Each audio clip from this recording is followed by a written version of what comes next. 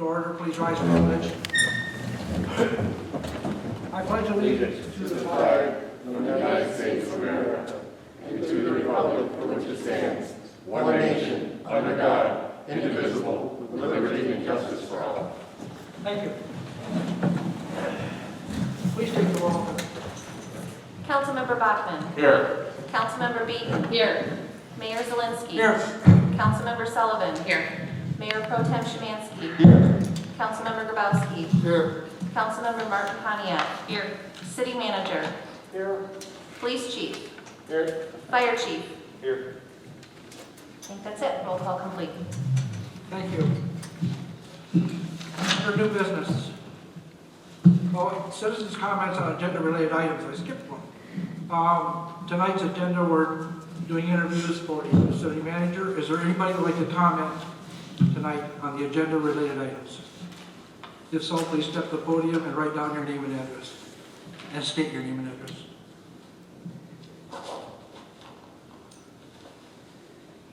Seeing no comments. Interview for the position of city manager. Glenn Anderson will be present to review questions, techniques, and process for the city manager candidate interviews. I think you're good to go. I think you got everything, and you got a good candidate, first one, and I think you're just ready to start your question. Well, I have a question. Go ahead. I got just a second. Sure. When it comes to follow-up, how do you handle follow-up questions from other council members? You would certainly entertain. I would think you would allow, a council member to. I mean, that's your call, but I would encourage it. Yes, sir. So. Wow. You obviously control the meeting, but I would allow any council members to do follow-up questions on a question if they feel it's necessary. I'm just looking for some feedback to make it go smoothly. Do I ask after each question if there's follow-up? Sure. Is that appropriate? That's very appropriate. Okay, thank you. Okay. Welcome, Mr. Owen. Is that you out there? I know you have a blinded, I can't. Yeah, it's hard to see me. This mask are fogging up my glasses, and I can't see it because of the lights. I feel like I'm on stage. Tonight we'll be asking 20 questions. We'll be allotting approximately 50 minutes to get to know you and for you to get to know us. We'll each ask a series of questions, some of us taking notes to help differentiate you between other candidates. And at the end, we'll provide you with time to ask us questions and to make your closing statements. Okay? Yep. Again, welcome. We are pleased to learn your interest in the city manager position. To start, please give a summary of your work experience and how our city manager position fits with your career goals. Yeah, absolutely. First, I just want to say thank you for allowing me to come here and interview for this position today. I'm honored to be here. So so going back through my experience, I think we'll start at the beginning. I started off my public sector career as an intern for Ottawa County under the city administrator's office. In that position, I mostly worked on a project called the Tax Dollar Report. And in that Tax Dollar Report, basically I walked in on my first day, hadn't really had any experience with public budgets at that point in my career. And they set a giant stack of papers in front of me and said, tell us where tax dollars are going. So throughout that summer internship, I worked through the documents that were in there and was able to create a report that I believe is still on their website today. I think it's been updated by interns after me that shows the community members exactly where their tax dollars are going and how it's spent in each department. From there, I was living in the Plainwell area, so I walked into City Hall one day and I asked the city manager if I could have an internship. He said yes, and so I worked with him on some economic development projects in the downtown area. And I was only there for a couple months because a full-time position became available in the neighboring city of Otsego. And that was a Main Street Director position for the Downtown Development Authority. And in that position, it was focused on economic development, but also a lot community engagement activities and fundraising. So a lot of my time was spent on organizing volunteers and planning different events throughout the year to raise funds for economic development initiatives like sign grants for the downtown and future projects on the riverfront, and also different activities for children like splash pad down in the riverfront as well. So there was a design element to it, and but it was mostly event planning, and that didn't exactly align with my career goals. So at that point, I moved on to the city of Grand Rapids, and the reason why I wanted to work for Grand Rapids was to expand my experience. Otsego was a population of 4,000 people, small town environment, and then moving on to Grand Rapids where it's much, much larger, 200,000 people, different initiatives, different problems in the community. So understanding what those problems were, especially in the areas of equity, was a huge focus in the city of Grand Rapids. While I was there, I worked in the mobility department. My focus was mostly on strategic planning and organizational management. I oversaw a $500,000 strategic planning effort in collaboration with the economic development department. Basically, the city of Grand Rapids was experiencing great growth, great economic growth, one of the fastest growing cities in America. But that growth wasn't being felt equally throughout the whole city. There were pockets of disparate outcomes where poor and minority and communities of color were disproportionately affected by a lack of growth. So our goal was to develop initiatives in the mobility sector as well as the economic development sector to invest in those areas in the community. So with that, I wrote a very long RFP, and we ended up hiring 5 consultants for different areas, some for engagement, we had some for the mobility section, another one for the economic development section. So we worked with all of those different vendors to develop a plan. The economic development department ended up with basically an investment scorecard, so when people come and ask the city for development dollars and brownfield dollars, they got scored based on where they were located in the city, what the economic level was in that area, and so on, in minority areas. And I actually left right when that project was ending, but while I was in Grand Rapids, I also worked on organizational structure. I worked on lean management. We implemented some it's called simple Kaizen, which are basically little tools to try to increase efficiencies throughout the department. We did large planning using a technique called Lean A3, and it's an iterative process where it takes basically a committee of people going over a project over and over and over again until you kind of iron out all the details. So we implemented those procedures in that department.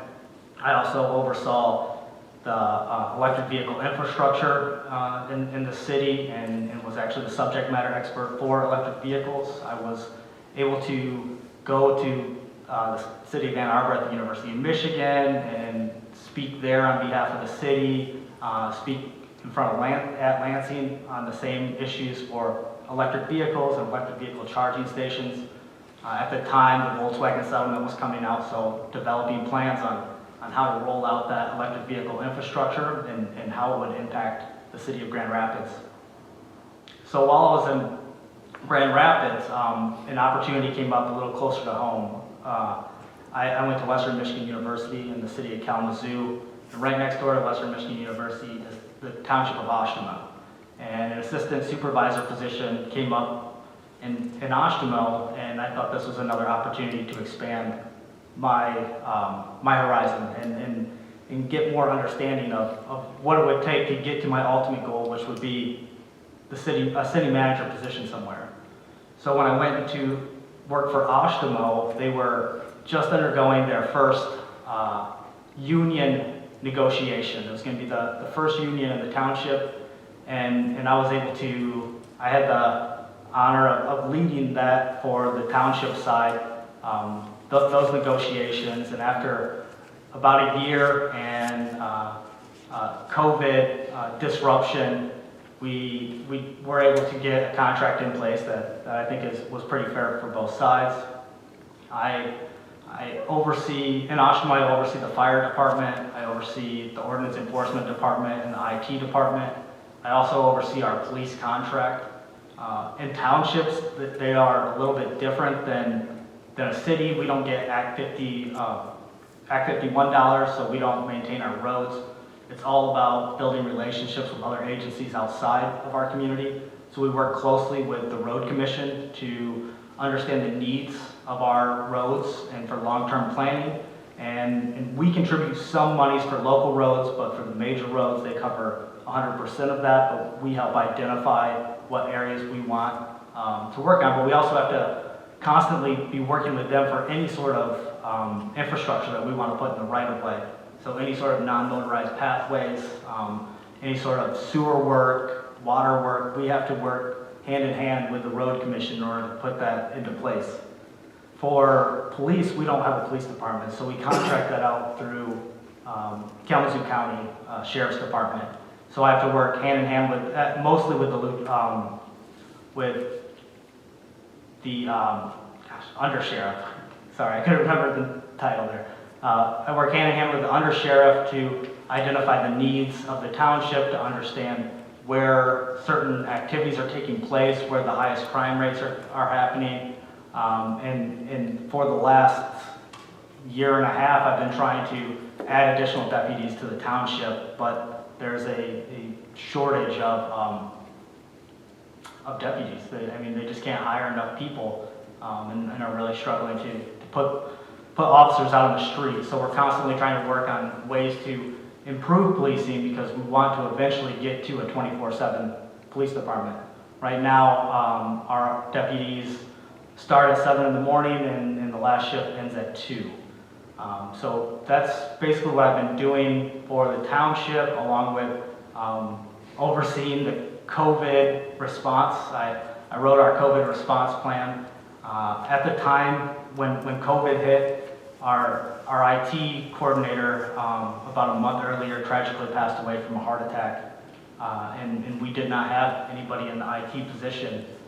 So we had a void, so I stepped up and filled that void by mobilizing our workforce, by getting everybody. We didn't have laptops for everybody, so I had to get laptops for everybody, and our supervisor, my boss, recognized that the potential of COVID early on. I think it was probably around February that we started this work, probably late February, planning for what could happen.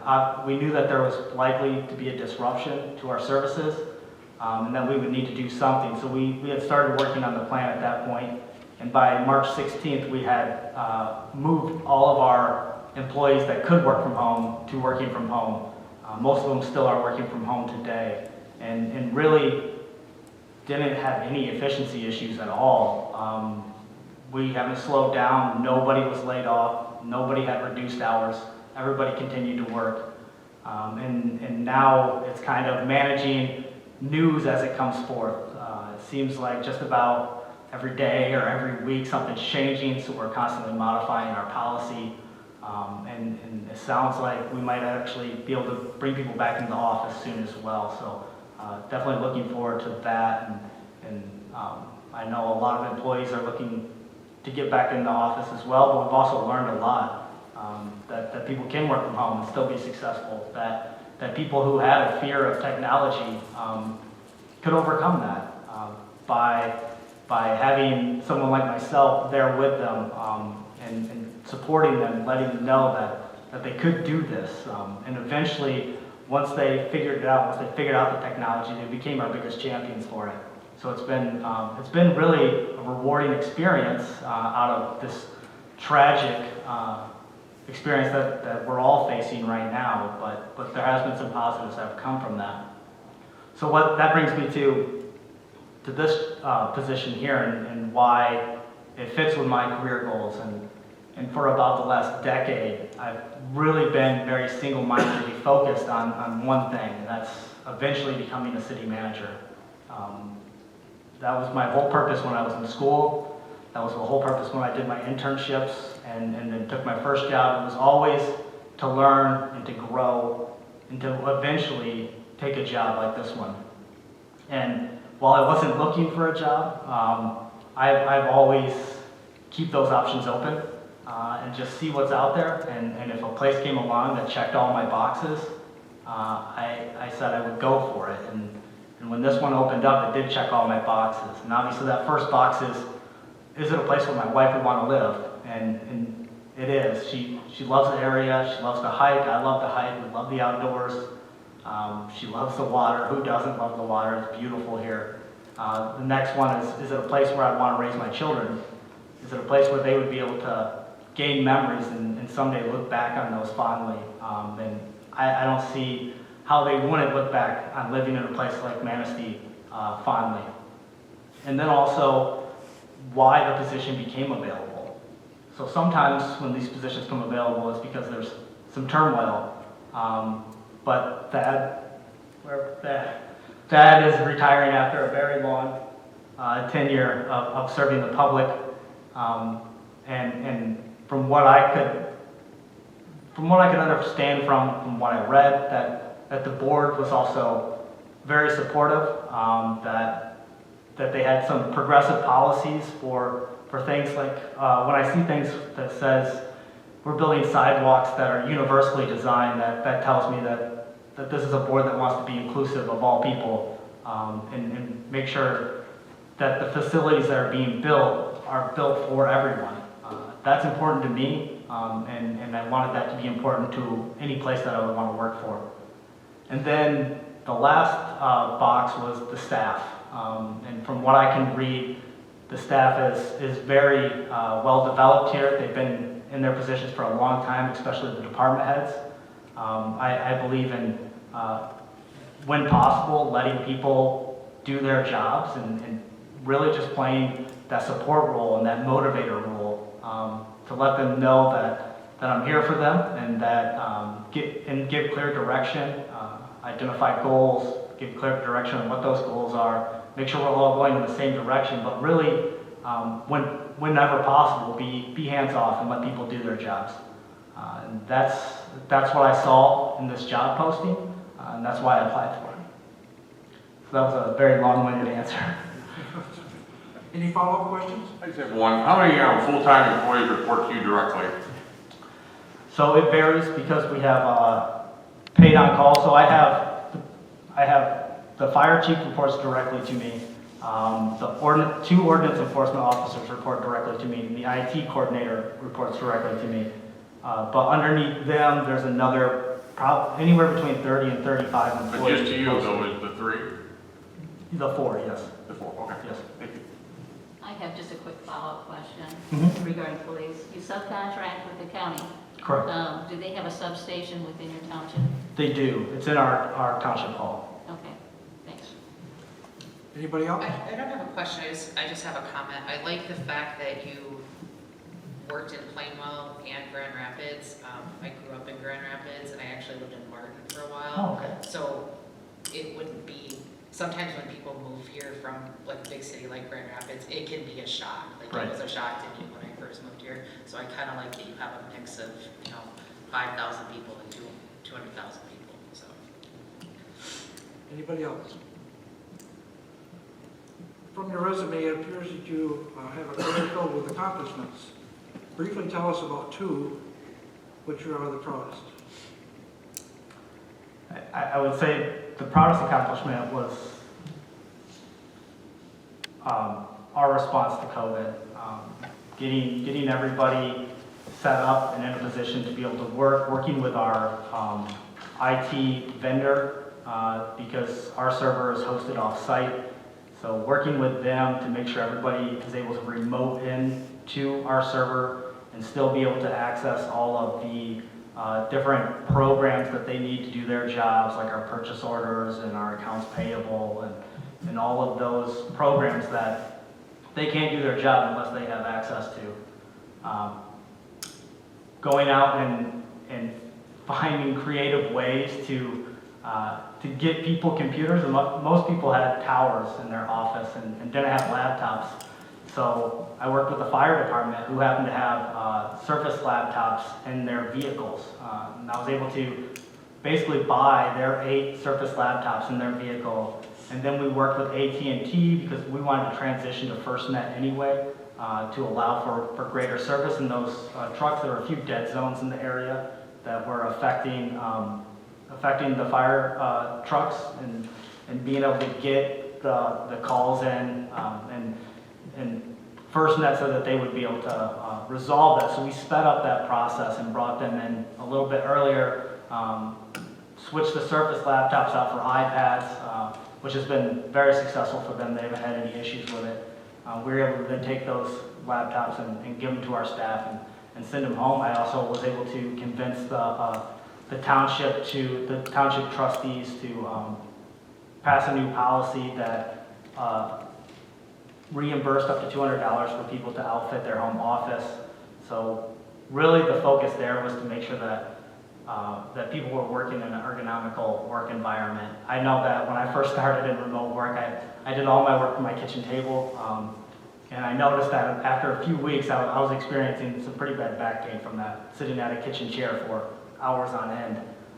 So with that $200 reimbursement, people were able to buy a chair or a desk, and then we furnished the monitors and keyboards and mouse and computers that they needed to do their job. So being able to get people to work remotely and that being so successful to the point that we're very likely to continue a hybrid work from home system was a great accomplishment for myself and one that I'm very proud of. Another project that I'm very proud of, and I did mention earlier as well, was that strategic planning effort with the city of Grand Rapids. That was a very long and arduous process and took huge amounts of community engagement. At one point, in the course of 2 days, I set up over 20 focus groups with different community members and different groups within the community. And then I had to manage a 50-person steering committee with community leaders of all different types of backgrounds who were all very opinionated, but that is the type of information that we wanted to get into this program. I had to work with outside agencies like the Rapid in Grand Rapids, which is the bus authority, to make sure that our strategic plan would align with the work that they're doing in the realms of transit-oriented development, and working with corridor improvement districts and neighborhood associations to, again, align our initiatives with the plans that they already had in place. I mean, a lot of these corridors had spent hundreds of thousands of dollars on these plans, and we didn't want to come in and just kind of say, we're going to do it our own way. We wanted to take those plans, absorb them into our plan, and make a cohesive, strategic plan so that going forward, we're still honoring the backgrounds and the history of those areas, while at the same time investing appropriately in those areas, in those communities, to give them the economic development that the rest of the city was seeing, especially the downtown area. There was great growth there, but setting up areas with bicycle facilities and alternative transportation options, and parking lots is a big one. Parking in general is a big need, especially in a city like Grand Rapids. So completing that project was another big accomplishment for me that I am very proud of. And unfortunately, I left probably 2 weeks before it was passed, but I was there for the completion of it. I just wasn't there for when it was passed by the city commission. Any follow-up? Hearing none, what do you think would be your biggest challenge in moving into the city manager position if you are chosen? I think the biggest challenge for me is just understanding understanding the needs of the community, understanding the desires of the council, understanding the backgrounds and the relationships among employees, and kind of coalescing that into a common vision, and being able to clearly communicate that to everybody. And it is kind of hard to say, because I'm sure there are other challenges that I would face, but I won't know until I'm actually in that seat, and able to actually see what is going on. But definitely my biggest challenge and my biggest goal is building those relationships, with the council, building those relationships with the employees, with the community, with the other surrounding municipalities and agencies and organizations, and really getting to know everyone on a personal level and understand where everybody wants to go, and then try to figure out a way to do it all together. Any follow-up? Mr. Bachman? Sir, if you're offered our city manager position, what do you intend to do to be sure you are part of the community and in touch with our residents and community leaders? Can you repeat that? Sorry. If we offer you this position, what would you do, or what do you intend to do to be sure that you're part of the community and in touch with our residents and community leaders? I mean, I would try to fully embrace the community. I like the idea of volunteering at the Vogue, like Thad does. Becoming a community member myself, building relationships with the businesses, building relationships with the local Little River tribe, and really trying to embrace and dive headfirst into this community by, I guess, whenever there's an opportunity, if there's an opportunity to engage in the community or be a part of a festival or an activity, do that. Be a part of the community. I guess just being out there, I would try to be out and be visible to as many people as possible, and be open, have an open door policy to allow people to come and talk to me and let me know what they want to see in this city and where they want the city to go. So I would just try to be as open as possible to anyone who would want me. Any follow-up? Just one. Would you envision yourself being a resident of the community or outlying the community? You haven't thought about that at all? Oh yeah, I would. I envision myself being a resident of the community. I have one. I saw in your resume that you were involved with the American Legion Girl State. How did that happen? So Al Vandenberg, the county administrator of Ottawa County, oversees that program, and he recruited me to come and be a part of it, and it was a wonderful experience. I would do it again, and actually, he's one of my references, and I spoke with him today and said, if you ever need me again, let me know. It was a good experience. Any other follow-up? Councilmember Beaton?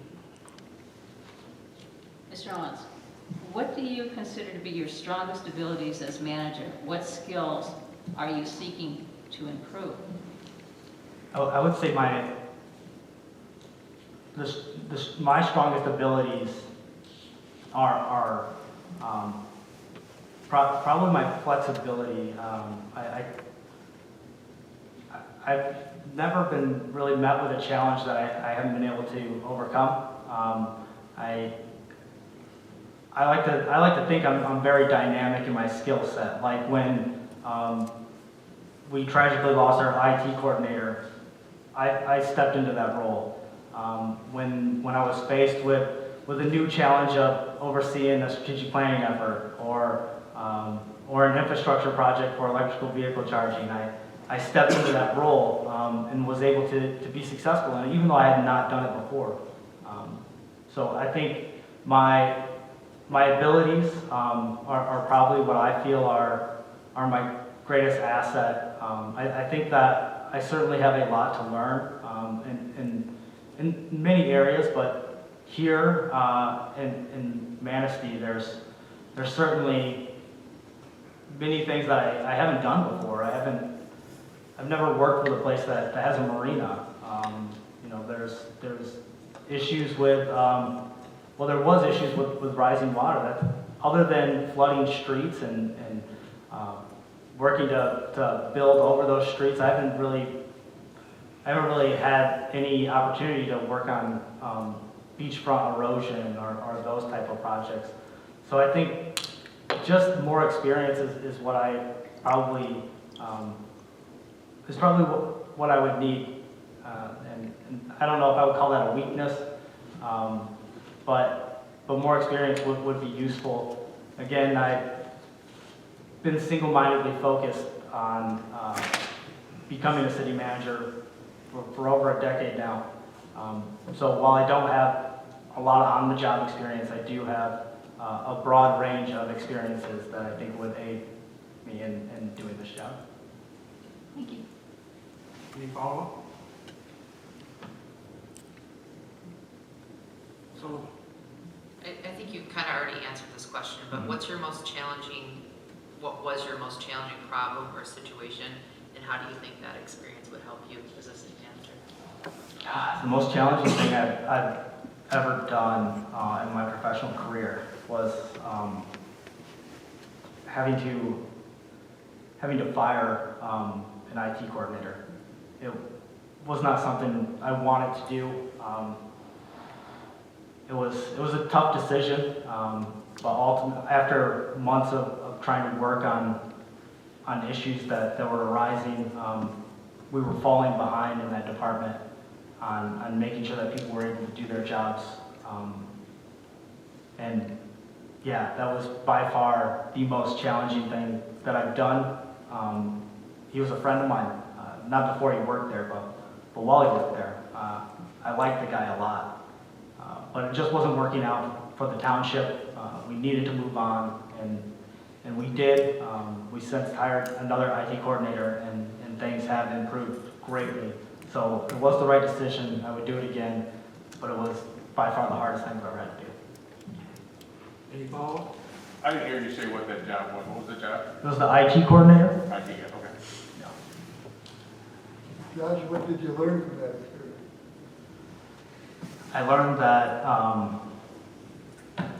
that I needed to ask better questions in the interview process.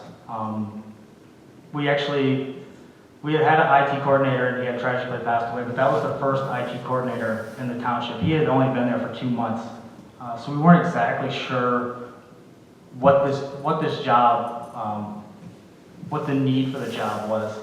I thought it was going to be more project oriented. So when I originally hired the IT coordinator, that's what I was looking for, was something more project oriented. But it turns out that we were actually needing somebody that was more desktop support, help desk. What I would do is I would do a better job of understanding what that need was, and then I would do a better job of asking questions to get the right candidate. Any other follow-up? What would be your top priorities to accomplish in the first 3 months on the job? Building relationships. That's definitely my top priority. I would want people to get to know me, and I would want to get to know them. Building relationships, and I think I've already said this, but building relationships with staff, with the council, with the community, and with the other organizations and agencies that the city works with. Any follow-up? Mr. Spenske? From what you have learned about us, what do you think our two biggest challenges will be in the next few years? Any preliminary thoughts on how you would address these items? Yeah, I think much like Oshtemo, housing, increasing affordable housing in the community is going to be a growing challenge.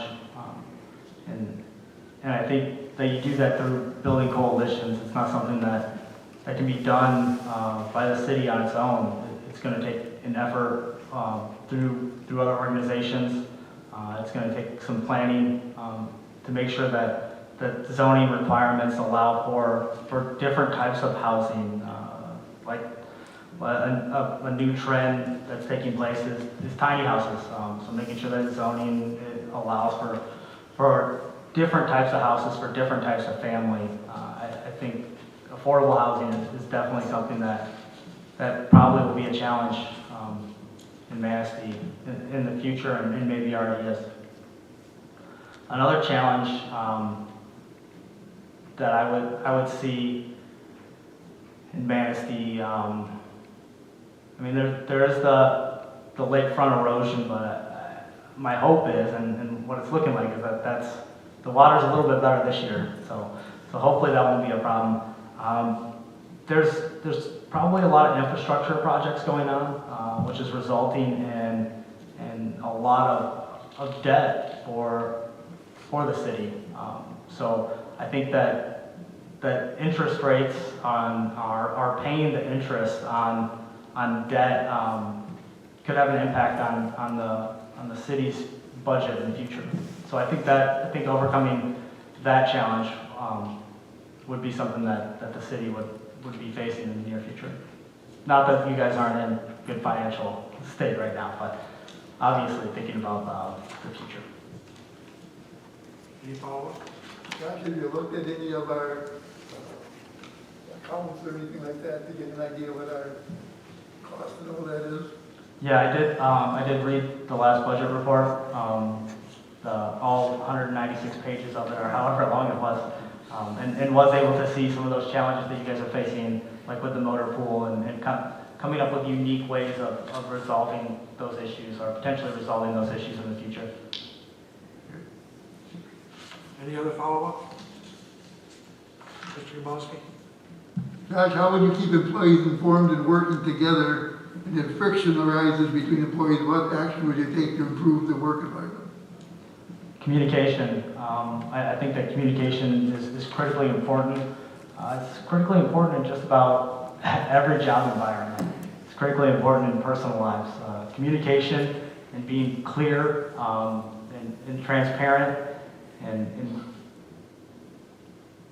being very ethical, so that people trust what you're saying. So I'm the type of person that kind of has more of a collaboration approach. While I do think that there are times where there needs to be top to bottom communication, I think that communication should also be linear, and that people should have conversations back and forth, and feel like they're being heard, that their ideas are valued. And what I would want to do is take the goals of this body, this council here, and make sure that everybody clearly understands those goals, and that those goals have ways to measure for success, to make sure that we're achieving those goals. Make sure that everybody clearly understands that, so that we're all heading in the right direction. And when friction arises, it oftentimes is from a lack of communication. I've had an experience lately where we're adding a new paid-on-call position to our fire department. Right now, our paid-on-call position is anybody that lives within a mile of the township can be a paid-on-call firefighter if they meet the requirements and are hired by the township.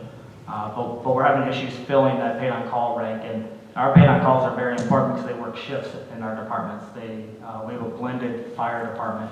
So we want to expand that by removing that residency for some paid-on-call members. So there is no residency requirement. Those paid-on-call members would not be able to go from their house on a run, but they would be able to work shifts. Now, when the fire chief rolled out this policy, it was not clearly communicated to the current paid-on-call members, who then had a fear that they were going to lose opportunities at shifts and lose money. But how we had set up the policy was that that the current paid-on-call members would have first right of refusal to shifts.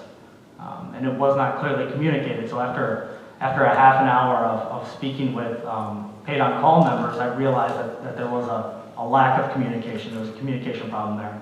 And after we were able to explain that, what the policy actually is, everybody then kind of got on board and were comfortable with it. So it's making sure that from the onset that clear communication is taking place. And I think that is by far the most important aspect of keeping people happy, keeping people engaged, and keeping the city moving in the same direction. Any follow-up? How would you keep city council members informed and updated? How would you determine what information should be communicated to them?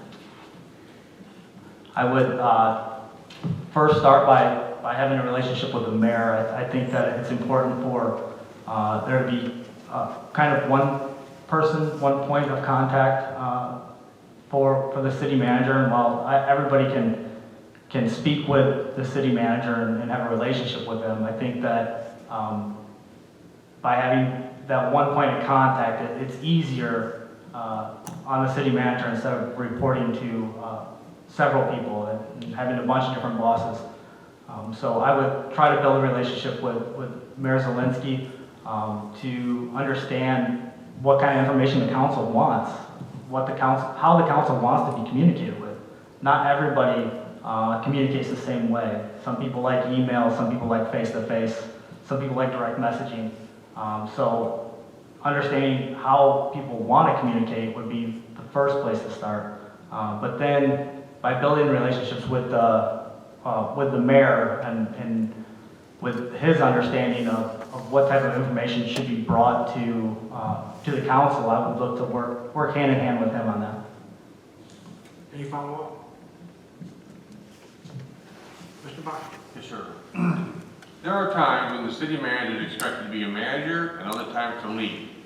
How do you determine which is the appropriate role, manager versus leader in a given situation? I think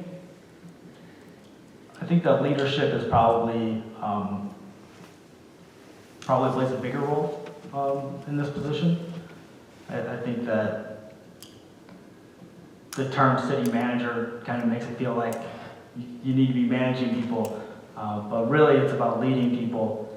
There are times when decisions have to be made, and the city manager needs to make that decision, but a leader makes sure that all voices are heard. So a leader will bring everybody into the conversation, especially the department heads. But when the decision needs to be made, that's the city manager. And while I'm certainly open to everybody having their own opinions and bringing their own opinions into, let's say we're having a meeting and a decision needs to be made and everyone is able to speak, when the decision's made, even if you don't agree with it, everybody needs to walk out of that room supporting that decision. That's the role of the manager, to make that final decision, to hear everybody, but once that decision's made, there's an expectation that everybody gets on board. Any follow-up? Do you have a personal situation where you've been forced to shift from a management personality to a leadership personality you can share with us? Yeah, so our ordinance enforcement officer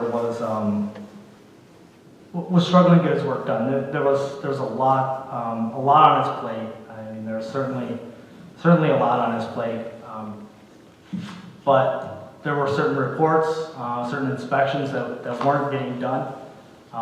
So I was trying to lead him at first, trying to motivate him, trying to get him to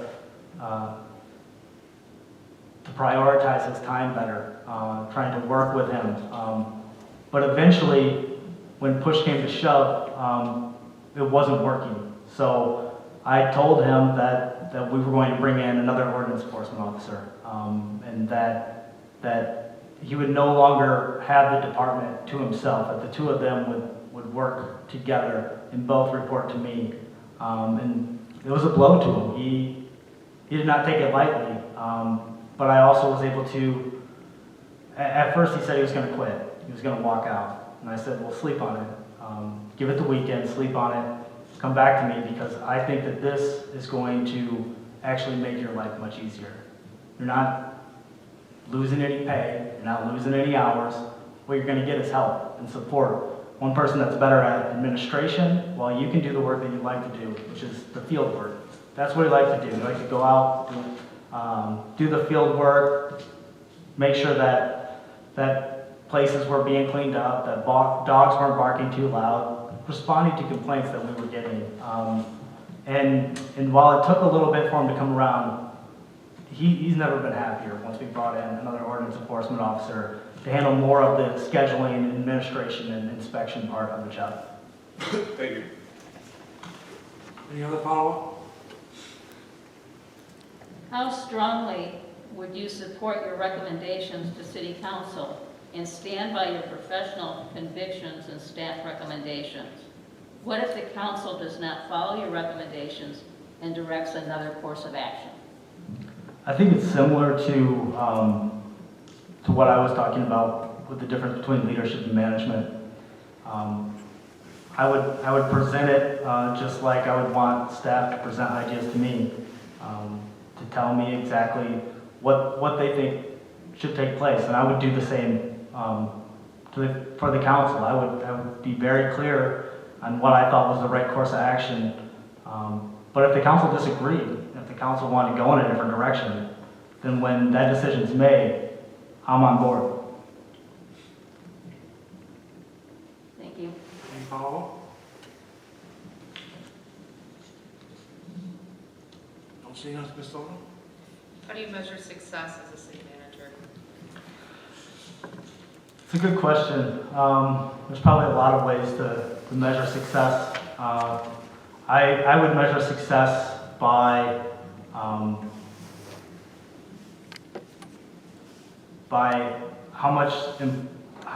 how employees feel about their jobs. If they were happy in their jobs, basically, if we were able to retain people because they like working for the city, that they like working for me. I would measure success by employee engagement and employee satisfaction. Any follow-up? Describe your experience in managing municipal finances. What have you found to be the most important steps in a successful budgeting process? So I've worked on budgets basically at every stop of my career. I set the budget for the DDA and on SECO. I helped on the year-to-date budgets in the city of Grand Rapids to make sure that each department within, or each division within that department were staying on budget. But in Oshawa, we like to start the budget process about 4 or 5 months before we pass the budget. And what I think is important is allowing each department the ability to kind of describe what their goals are and what their vision is of the department, and then have them explain that to me and to our board of trustees. So I think the most important part of developing a budget is allowing the space for the professionals, the people that do this job on a day-to-day basis, to give their opinion on what's best going forward, and then trying to support them whenever I can. Any follow-ups? Mr. Spence? The city's departments operate smoothly and effectively, and department heads have a great deal of independence and flexibility to meet the needs of the city. What is your philosophy about how departments should be managed by a city manager? I believe in that philosophy. I think that the departments should have the autonomy to do their work. I think that my role is to motivate them, to make sure that they understand the goals, and to always have my door open if they have any questions or just want some feedback. I think that, like the Public Works Director, is better at his job than I would be at his job. So there's no need for me to micromanage him. Now, there are times where people do need support. They need to be motivated, especially when things change. For example, our legal department, during COVID, switching to a more technology-based work environment was a struggle. They're mostly pen and paper still in that department. So there were times where our attorney, he's great at his job. I mean, I use him all the time. Anytime I have questions, he's just a wealth of knowledge. But when his job changed a little, and it was new to him, there was a lack of confidence. So I was there to help build up his confidence, to help get him to where he needed to be, to where he felt comfortable. So there are times where I would step in and try to make sure that people know what they're doing, because sometimes jobs change and it is a little different. But for the most part, I would let the professionals do their job. Any follow-up? Mr. Kowalski? Okay, what is your experience, positive or negative, of stricter code enforcement and blight control measures in maintaining attractive neighborhoods and business districts? How would you react to a business or citizen who claims they are being picked on? Well, my goal in blight and ordinance enforcement is always voluntary compliance first. So working with those individuals first, giving them an opportunity to explain why things are the way they are, and giving them some room to make corrections and to fix what's going on. A lot of times, people don't even realize that they are violating an ordinance or that their property would be determined as blight. So it's first making sure that they're aware of that, and then trying to work with them to get things up to where they should be, get things up to code. But if that doesn't work, then enforcement is necessary with fines and eventually court if you have to go down that path. But I think that those things are avoidable by simply communicating and letting them know that we will work with them to get to where they want to go, or for it to get to where we want it to go. Any follow-up? Mark, Bonnie? An important role of the city manager is to work with the city council to develop long-term goals and strategic plans to move the city forward. What experience can you draw on, and what suggestions would you have to facilitate this process in the city? I think it's vitally important to have community involvement, to understand what your community wants, to allow them to feel like they're a part of the decision-making process.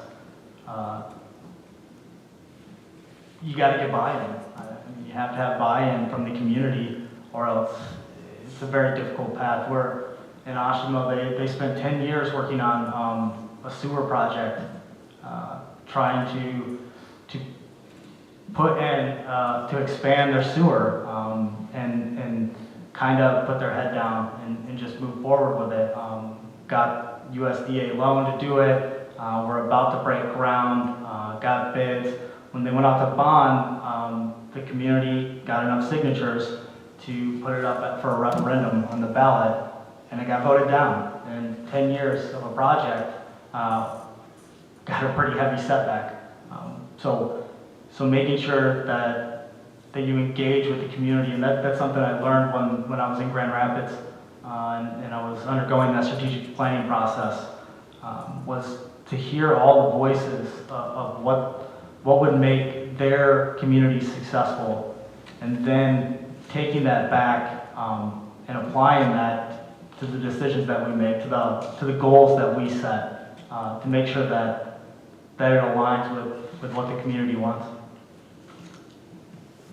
Any follow-up? I have one.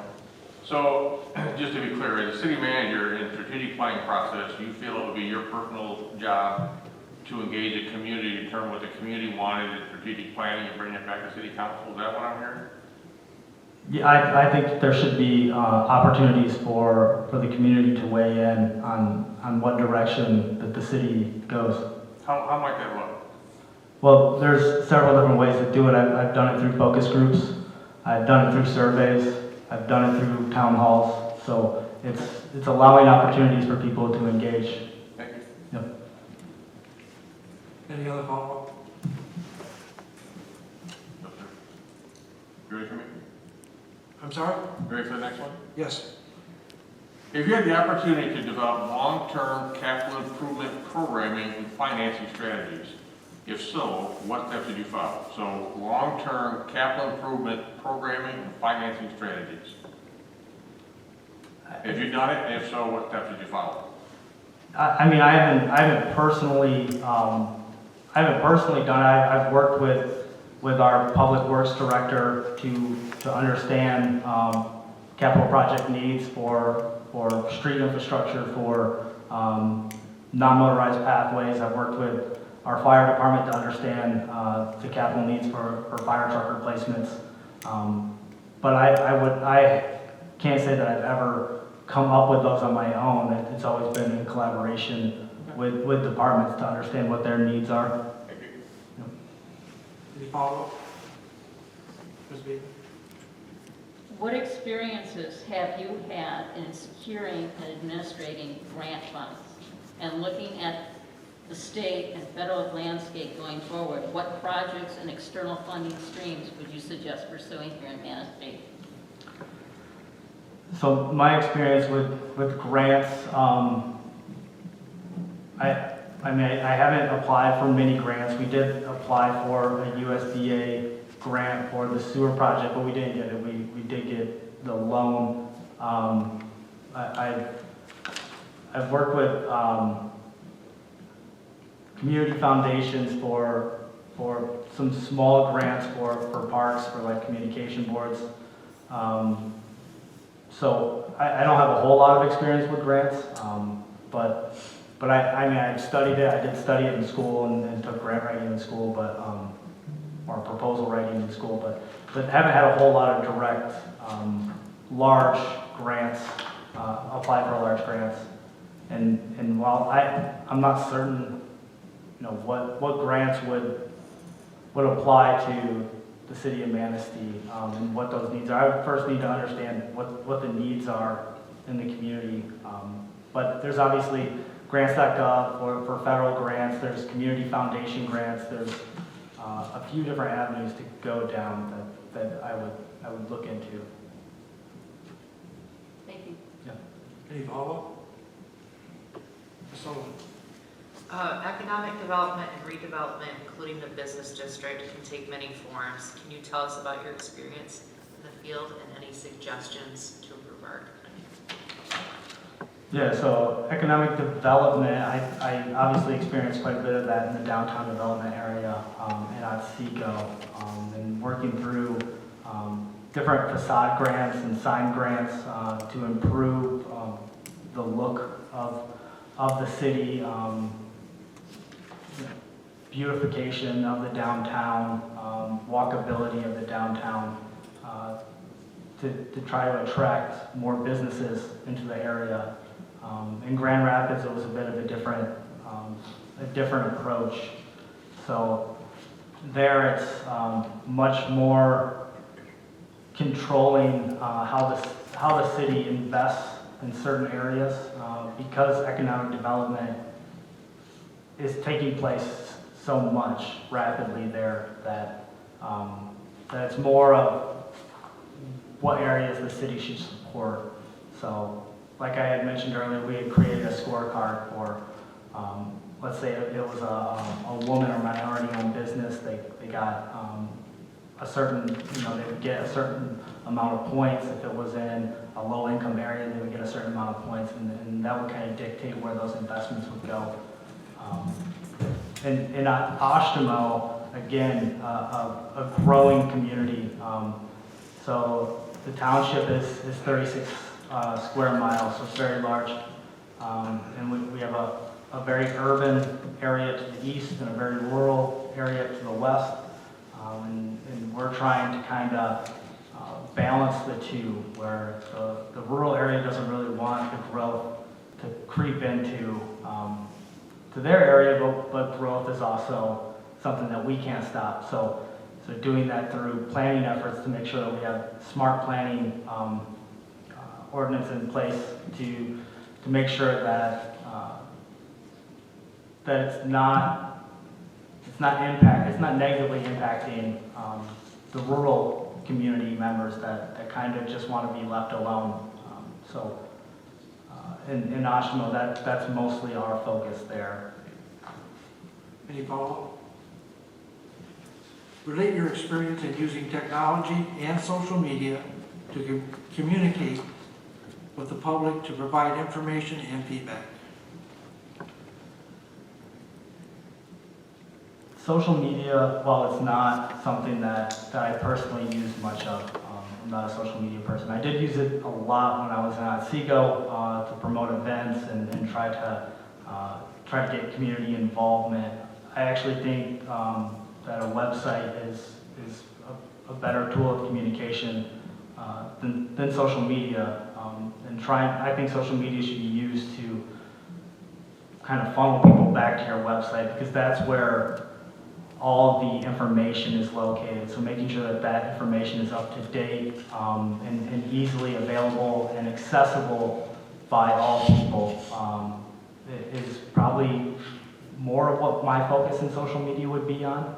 While it's good to promote different initiatives that are taking place, I think it should be used as a tool to funnel people back to the city's website, which should be its most powerful communication tool to the community.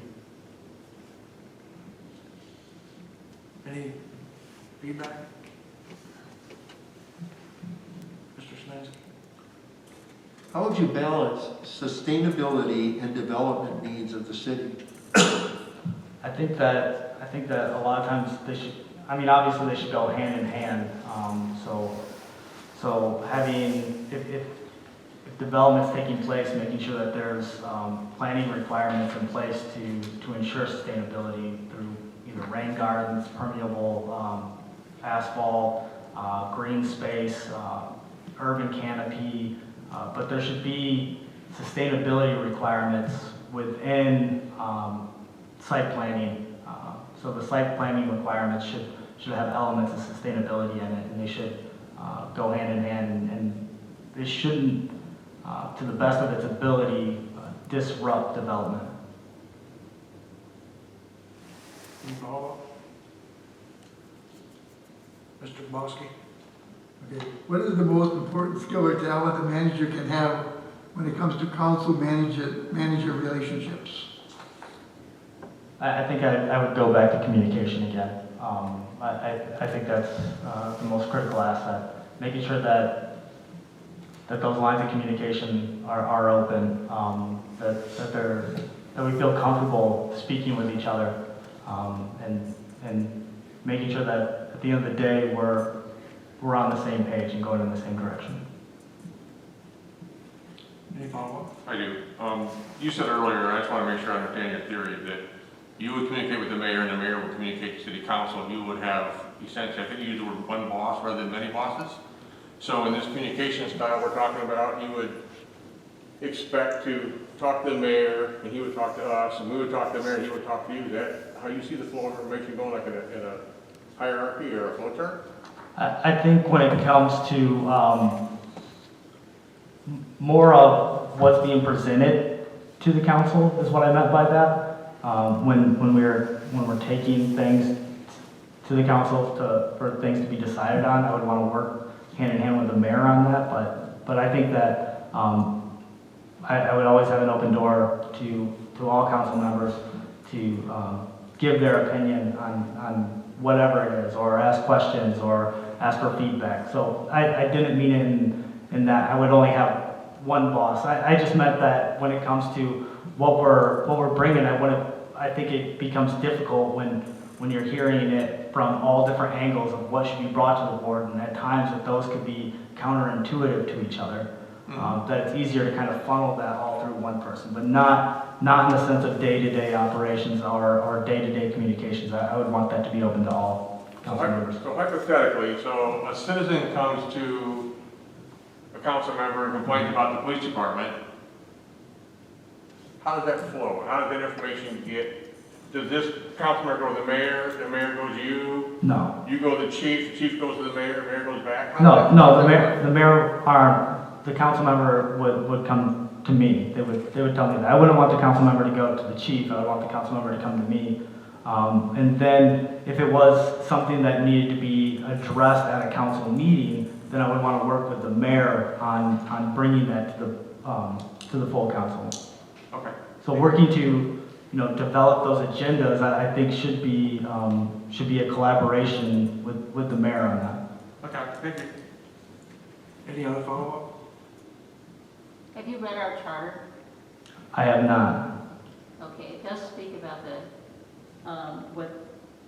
what council members are allowed to do, and we are allowed to add things to agendas. You mean during the meeting, right? We can add something to the agenda. Right, are you talking during the meeting or before? But we can also ask the city manager to add it to an upcoming agenda Okay. as well. So it's a bit of a change what you're suggesting, so I'm just trying to understand how it would work. Right, and I don't, Since I think it's important that we stick to right, things that we've already decided our procedures and following our charter. okay, if that's in the charter and that's the way that you all would want to proceed and continue to do that, I certainly would be fine with that, with you coming to me and saying that this item should be on the agenda, but I still would want to work with the mayor to build those agendas. Well, that's fine. But you're right, I don't want to say that you can't, that nobody would be able to come to me and say that this should be on the agenda. I'm more saying that I would want to build the agenda with the mayor. I see. Okay. I just wanted to be clear. Thank you. Any other follow-up? Art Pontiac? In a city with lean staffing that serves a demanding population, how do you plan to accomplish getting tasks completed and managing limited resources? I think through priority setting, working with the council to identify goals, and then making priorities for those goals. Obviously, we would need some sort of metrics in place to understand if we're successfully achieving those goals, and then have a iterative process of checking in, making sure that everybody's on the same page moving forward. But I think prioritization would have to take place. Any follow-up? Hearing none. Now it's your turn. You get to ask us some questions. And you may make any final comments you wish. Do you have any questions for us? I'd just like to know, what's the rest of this process look like? And I don't know, maybe I should ask Glenn, is there another round of interviews? Is this the only set of interviews? What takes place after this? Glenn, are you here? Correct me if I'm wrong, but we have 5 interviews that we're going to be conducting. Do you want to speak to that, Glenn? Sure, yeah, that's correct. I mean, there'll be five candidates tonight, tomorrow night, and if everything goes well, the council, hopefully tomorrow evening or at an immediate later date, would try to come to a consensus of who their preferred candidate would be. So that would be the normal process. Okay. Thank you. Anything else? I would just like to say, I think it's kind of been a more serious than I normally am in this interview process. I just want to make sure that I think that there has to be some levity to our work as well as taking a job seriously. I definitely try to work my butt off as much as possible and work hard, but I think that there are times where we've got to step back and and have some humor in our work and not be so serious all the time. So I just want to make sure that you all know that my personality isn't always all serious, that I do like to, I like to have fun, and I like to build relationships, and I think that's important in the workplace. Any other questions? Do you have anything else you'd like to tell us? I'd just You like gonna to take us say, all out to dinner, or what's you that? gonna take us all out to dinner after this? Well, maybe you could suggest a place for me to go to dinner.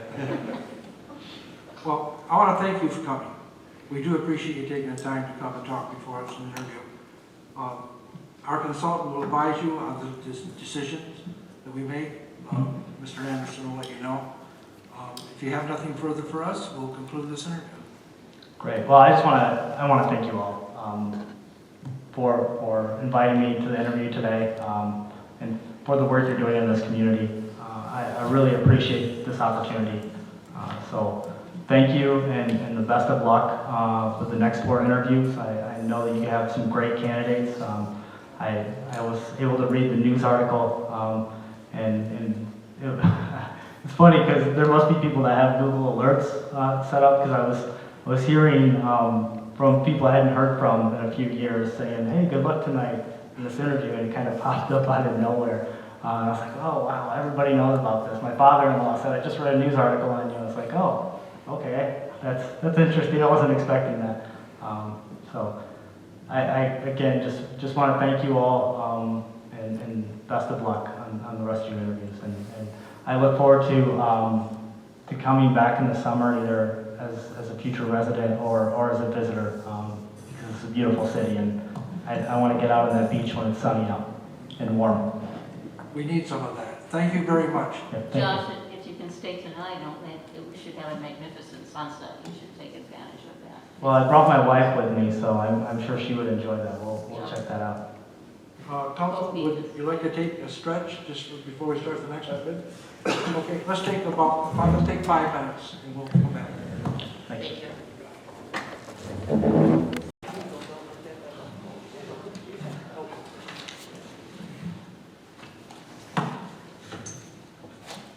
Welcome, Mr. Snow. How are you? I'm doing very well, thank you, Mr. Mayor. Tonight, we have 20 questions. We're allotting about 50 minutes to get to know you and for you to get to know us. We will each ask you a series of questions. Some of us taking notes to help differentiate you from other candidates. And at the end, we'll provide you with time to ask us questions, make a closing statement if you wish. We'll get started with your first question. Welcome again. We are pleased to learn of your interest in the city manager's position.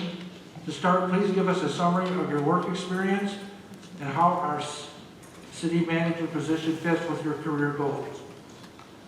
Well, I think just to give a brief background in my overview, I grew up in Milwaukee. 7th grade, I went to metal shop, and all the girls went to home ec. That's pretty much the way it was. Was fully trained machinist, fully trained founderman, fully trained metal bender, fully trained welder. And went to work in the factories in Milwaukee, got married right away, had 2 kids, and then the bottom fell out of the manufacturing economy in the mid-80s. And I went through a whole series of layoffs, one after the other, and my wife said, well, you're going back to school. And I said, I'm sorry, there's no alligator on my shirt. I'm not one of those suit and tie wearing flunkies. I'm a working man. She said, yeah, but you ain't working, so you're going back to school.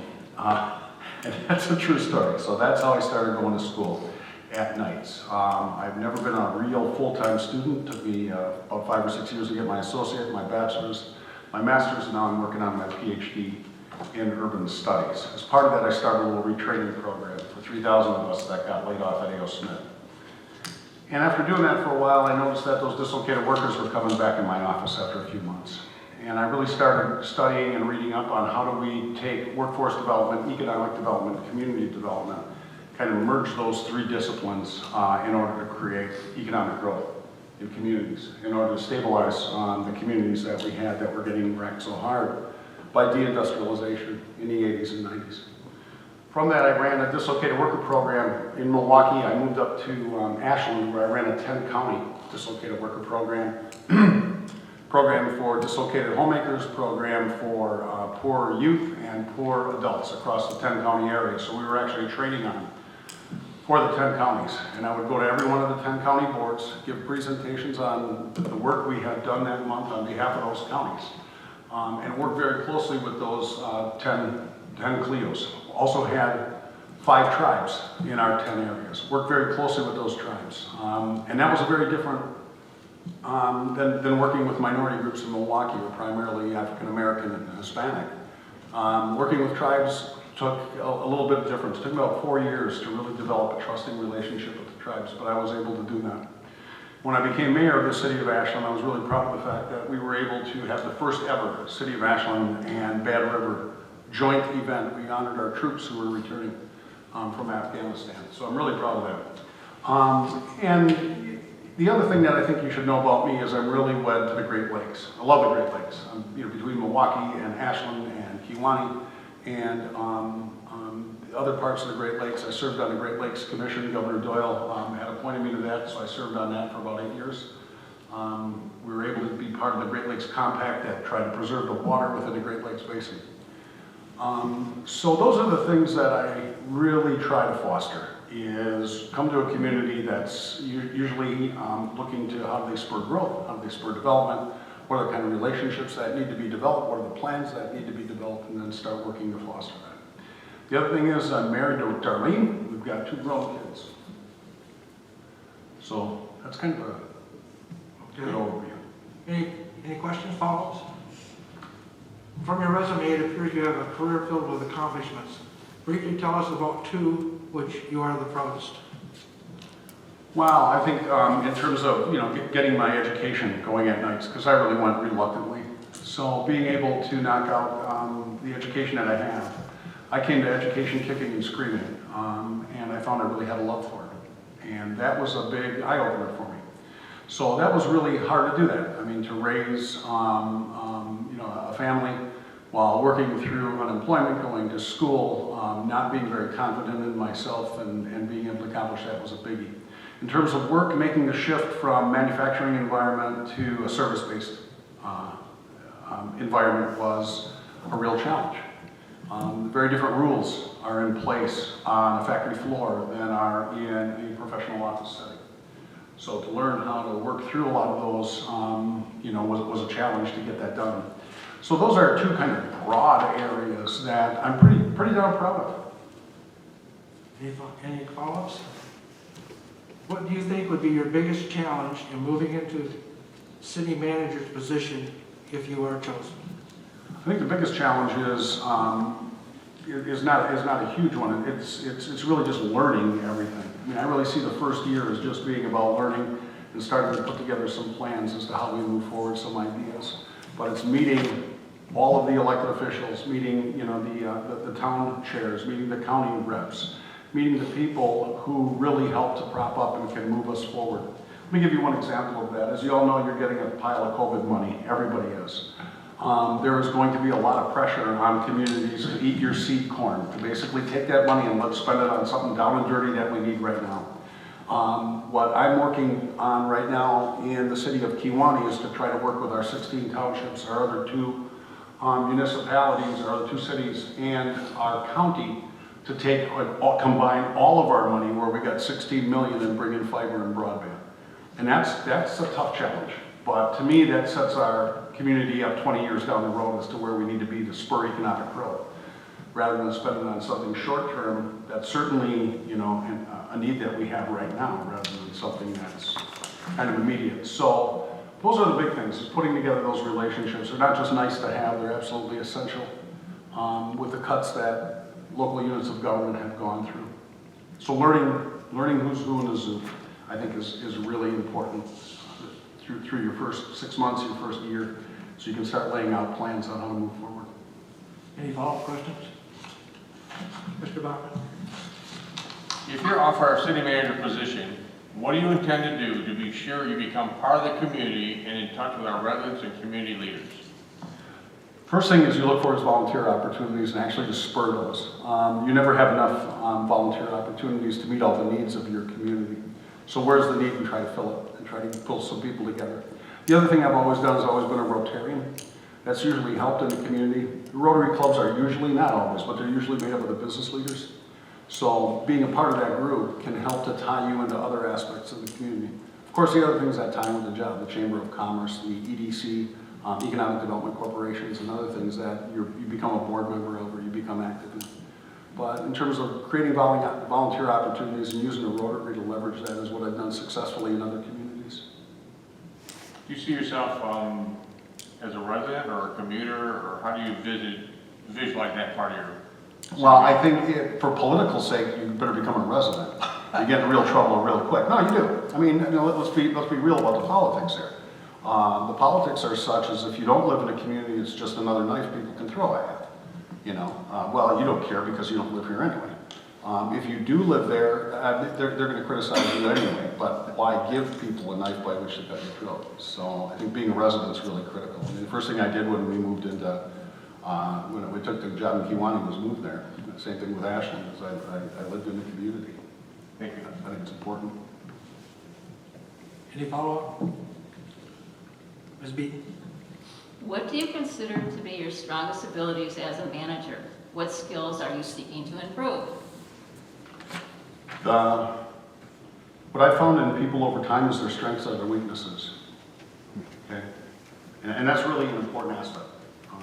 Understand that people's strengths are their weaknesses. My two strengths is I'll outwork anybody. You've all met people who can read the first page of a book and the last page of a book and tell you what the whole book is. Yeah, that's not me. I've got to read every darn word. Okay? But one of the things I was able to do and how I was able to be successful as a student when I was struggling with that was I would outwork anybody. I will work 16 hours a day if it's required. The other thing is, as you can see from my last answer, I'm dead honest with people. You grow up with a name like Schnook, you learn real quick, you better not lie, because people don't forget who you are. So I don't lie ever. And again, are those strengths? Sure they are. Are they weaknesses? You bet. Particularly in politics, when people want to be told and want to have their wrong political beliefs reaffirmed. Any follow-up? What's the most challenging problem or situation you faced in your career? And how do you think that experience would help you be a successful city manager? Two parts to this question. The most difficult for me personally is always personnel decisions. When I have an employee go south on me, that's 2 to 3 weeks or 2 to 3 months of late nights up every night trying to figure out what have I done wrong on this employee for this employee not to be performing right. Because my knee-jerk response is always there's something wrong with the system before there's something wrong with the employee. So the systems that we've set up around this employee. So that's always gut-wrenching for me. The bigger issue really is one of funding. It's a constant pressure that we've had for nearly 15 years in municipal government, with levy caps, with declining state aids, with not being able to essentially have one funding stream, which is local property taxes that you can't increase.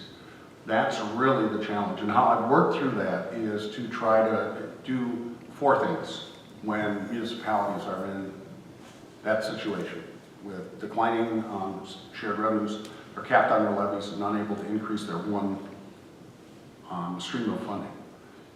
You have to grow your tax base, grow your residential or commercial tax base, okay? That's painful, that's hard to do. 2 is you have to slash services. Now, when I talk about slashing services, I'm talking about cutting bodies. Let's be clear about this, because after 15 years of budget cuts, there's nothing left in the budgets. There is no money for paper clips or supplies, there's no money left for training, all that stuff's gone. Which bodies are we, which services are we willing to go without in the municipality? Those are tough decisions too. The next thing is, what you have to do is look at creative ways of raising taxes, either through referendums or other special needs to go to your community and ask for them to raise taxes for these specific issues. And again, that creates a full court press, if you will, just on trying to bring in new money and sales to the community. The final thing is grant funding, putting on a full court press to write grants. And when I say full court press, I mean a full court press. And it's not just, oh, city administrator, you write those grants. That means we've got to get the departments to write grants, we've got to get all of our subcommittees to start writing grants. So you can try to address bringing in new funds to offset your general funds against those grants. So those are the 4 strategies that I've successfully implemented nationally. I successfully implemented in Kiwani, and I did with the Northwest SEP across the 10 Northwest counties to bring in new money. But all 4 of those are things that you have to really look at. And the challenge is to get beyond, well, just you write grants, that'll solve the problem. Okay, I'm done. It's not that simple. It's a lot of work, and everybody has to be on board. Any follow-up questions? Everyone, sir, you talked about employee issues. Can you share with us any employee issue that you found particularly challenging and how did you deal with it? Sure. The worst ones are always that I've run into were sexual discrimination, where I had an employee printing off dirty pictures and a female in the office saw it, and I sat down with the employee and said, "You're done right now." And the lawyer said, "You can't do that." I said, "I'm doing it anyway." And how did that work out? Did you sustain it? Yeah. Okay. Yeah, because again, I don't think you can allow that in an environment. I mean, for me, one of the things that's critical to create is a safe environment for the staff. Now, on the surface, what does that mean, right? The things that are obvious. You can't have racial discrimination, you can't have sexual discrimination, any kind of protected class discrimination. So when that happens, you need to hear about it and act about it on it right now. You can't play around with those things. But there's deeper issues. There's deeper issues of trust that have to happen with the staff. Okay, the staff have to feel that they're protected. We go out in the public, we're fodder for the public. I think it was Thomas Jefferson who said, if you take on a public trust, consider yourself public property. It was a slave owner. So let's be clear about what he meant about public property. Okay? And I'll accept that from the public, but you should never accept it at work. So we need to create a safe environment because the public is out there telling us all the time, well, I pay your salary. Well, thank you for that. I wasn't aware of that. So, I mean, it's really important that the staff feel safe. And how I've done that in the organization successfully is whenever possible, I try to get the department heads and amongst their staff to speak with one voice. That's one voice that speaks to the council. You always try to present a united front. Now, how do you do that when you hire passionate people? Because passionate people are going to disagree. You have to have an agreement in cold blood as to how you're going to behave when you get into hot blood. So the agreement I make with my department heads is when you and I disagree, and we will disagree, who do we take that disagreement to? Does it go to Park and Rec Committee? Does it go to the mayor? Does it go before the full council? Where I'll go before the council and say, well, my position on this is A, B, and C, and the public works director comes in and says, no, my position is X, Y, Z, and you guys decide. Because the relationship I have with the department head is far more important than that particular issue at that time. It really is. So to create, to the best extent possible, a safe environment for the employees is really, really a critical thing to do because we're getting beat up by the public all the time. So as you talk about that, you have a hierarchy and a flow chart. How many direct reports do you have and then how many total employees report to the city now in your current environment? Currently, I have 10 reports who report to me. We have 60 full-time employees. That's somewhat skewed though because 40 of those, we've got 100 employees overall, but 40 of those are paid on call. Fire? Fire, yes. So you have a paid on call fire department and a full-time police department? Full-time police department, paid on call ambulance department, or ambulance department also. So fire-based EMS? Yes. Okay, thank you. Any other follow-up? What would be your top priorities to accomplish in the first 3 months on the job? Is to meet everybody, to meet all the key players, meet all the department heads, try to meet as many staff as possible, find out what their issues, find out what their concerns are, meet the people in the outside organizations, the other units of government, my peers in those other units of government, and see what their issues or concerns are, and learn the history of the organization and the background so that I can start developing some plans around those issues as we move forward. So that's really the goal, and I think the first 3 months, and actually the first 6 months, is to try to meet as many people as possible, have one-on-one with them, find out what their issues are, find out what their concerns are, find out what kind of history they have that's important for me to have and understand. All communities have a long history, right? And again, I'm not from Manistee, so I really need to talk to folks who have that history of for lack of a better term, political landmines that might come up in the future that I'm completely unaware of. Any follow-up? Mr. Smansky? So from what you've learned about us, what do you think are our two biggest challenges that we will face in the next few years? Any preliminary thoughts about how you would address these issues? Again, I think money is a key issue for the community. The community seems to be pretty stretched on debt. At some point, you're going to have to bring in more cash. How are you going to do that?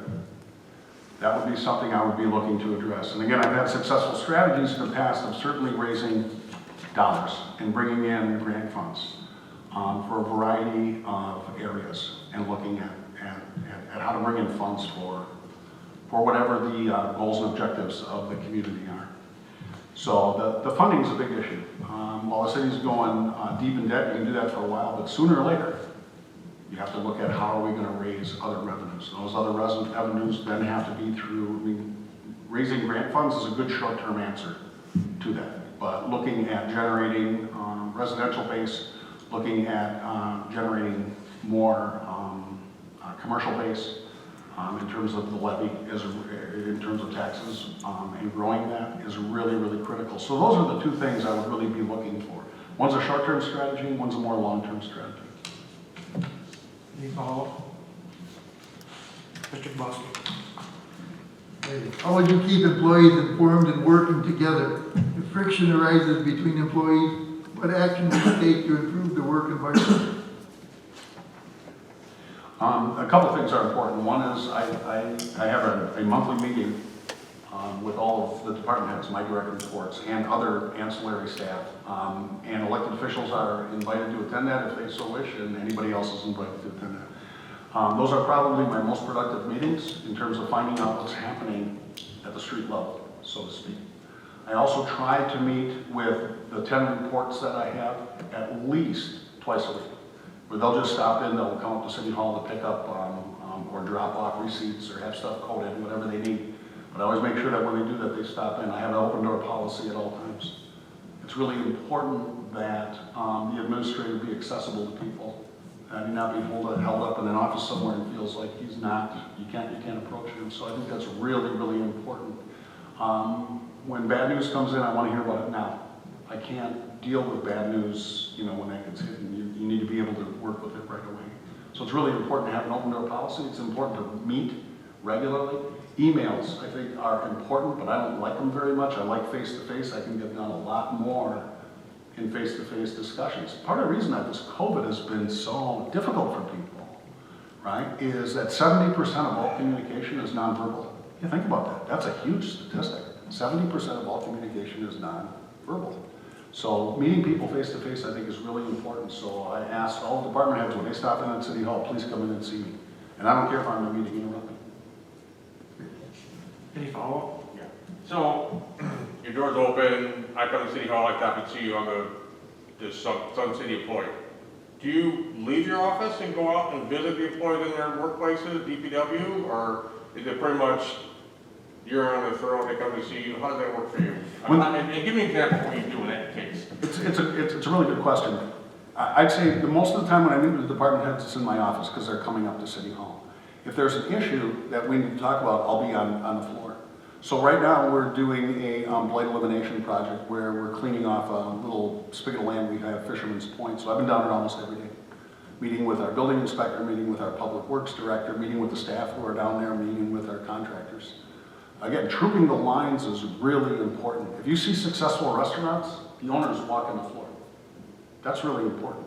It's important. Did you have examples that you actually do that? Oh, sure. Okay. Well, sure. I can't tell you how many pairs of shoes I've wrecked doing that to the chagrin of my wife. Any other follow-up? How would you keep city council members informed and updated? How do you determine what information should be communicated to them? Did you say City Hall? City council. City Council. Two things that I do currently. We do a monthly staff report. So myself and all the staff provide a monthly report of here's all of our activities for this calendar month. Okay, so we go through all of those for the council. My reports are always, here's what's coming up. It's not so much, here's what's behind, here's what to be looking for in the next month for the council. We also have several meetings. We have a cow meeting. We combine 4 meetings to create a committee of the whole meeting. So we meet as a committee of the whole every month and discuss, finance, personnel, other issues for those 4 combined committees. And then we have a council meeting every month. Otherwise, it's a lot of face-to-face when I can do it, although it's pretty hard with the council because most of them are working. But then it's, if I can, phone calls and emails is usually the best way to communicate with folks and let them know if any here's what's happening. Any follow-up? I have one. How flexible are you on getting information out to council members? It kind of sounded like you sometimes do, sometimes don't. No. I always try to get information out to council. One of the things I do is I check with the mayor though. Is this something you want the council to have or not? Yes or no? I guess my question is, and I kind of worded it wrong, a little bit bad. We have a procedure that seems to work well for us. How adaptable are you to adapting to that process? I have to see the process. I mean, I would assume I'm going to be adaptable. I've been a student for, 30 years. I tend to be pretty adaptable. But I'd like to see the process. Another question that I have, and just kind of backing up to the last question. You talked about you have an open door policy. Do you get out and actually go out to the departments and meet with the workers and talk with them? Yes. Do you do this on a regular basis, once in a while? Yeah, I'd like to do it more. I probably do it twice a year, where I'll get out to the EMTs. I'll get out to one of the fire departments meet every Monday, so I meet with the fire departments and all the volunteers on that fire department about twice a year. Public Works is usually a little bit more because they're full-time staff and they're easier to get a hold of. Between 1 and 10, how do you feel that communication is important? I didn't hear that question, Mayor. I'm sorry? I didn't hear what you just asked. I just, between 1 and 10, how does he feel that getting out with the departments and talking with workers is important? Thank you. It was critical when I first started. It's less so now. When we had our sewage treatment plant flood, and I was out there in the rain distorting a $300 suit and shoes with the workers trying to tie up pumps, the workers were impressed. They were like, oh, this guy isn't a suit. He doesn't know actually how to work. So that was very impressive, but to them at that time, right? And I get that. I mean, blue-collar working guy, I get it. But since that time, since I've developed that level of trust with them, the Public Works Director really carries the message, any kind of message that those workers need to have. The other thing I try to do on a regular basis, in fact, I just did this last week Friday. Last week Friday was my birthday. So we brought in a grill and, made some hamburgers and hot dogs for the staff, invited all the staff up for some hamburgers and hot dogs. And that's always a nice thing to do, a social event. We try to do that once or twice a year, although it's been pretty hard with COVID. Thank you. Mr. Bachman? There are times when the city manager is expected to manage and other times he's expected to lead. How would you determine which is the appropriate role for you, management versus leading, and give us a situation, or in a given situation? It's a really good question. I think It's an important answer. it is. Because so much of leadership in this position is tied to the council, right? I mean, you cannot take political stances in these positions. It has to come from the mayor and council. So understanding that difference between what is politics and what is policy, and working not to try to cross that line is really important. And leadership is more in that realm of developing policy, of creating policy, or in the realm of politics, and again, with a small p, politics, where managing is more kind of the day-to-day stuff with people. But again, if you've got good department heads, they can do most of the managing, and you can focus more on sitting down with the elected officials and saying, here's where we need to be in the future. Here's the holes that we have to plug. So for instance, when I'm dealing with the other units of government, about an example I used, with trying to get broadband with our COVID money, I can only take that so far without my mayor and my council. I can't take that far. they have to agree with that conceptually, rather than spending the money on some other activity.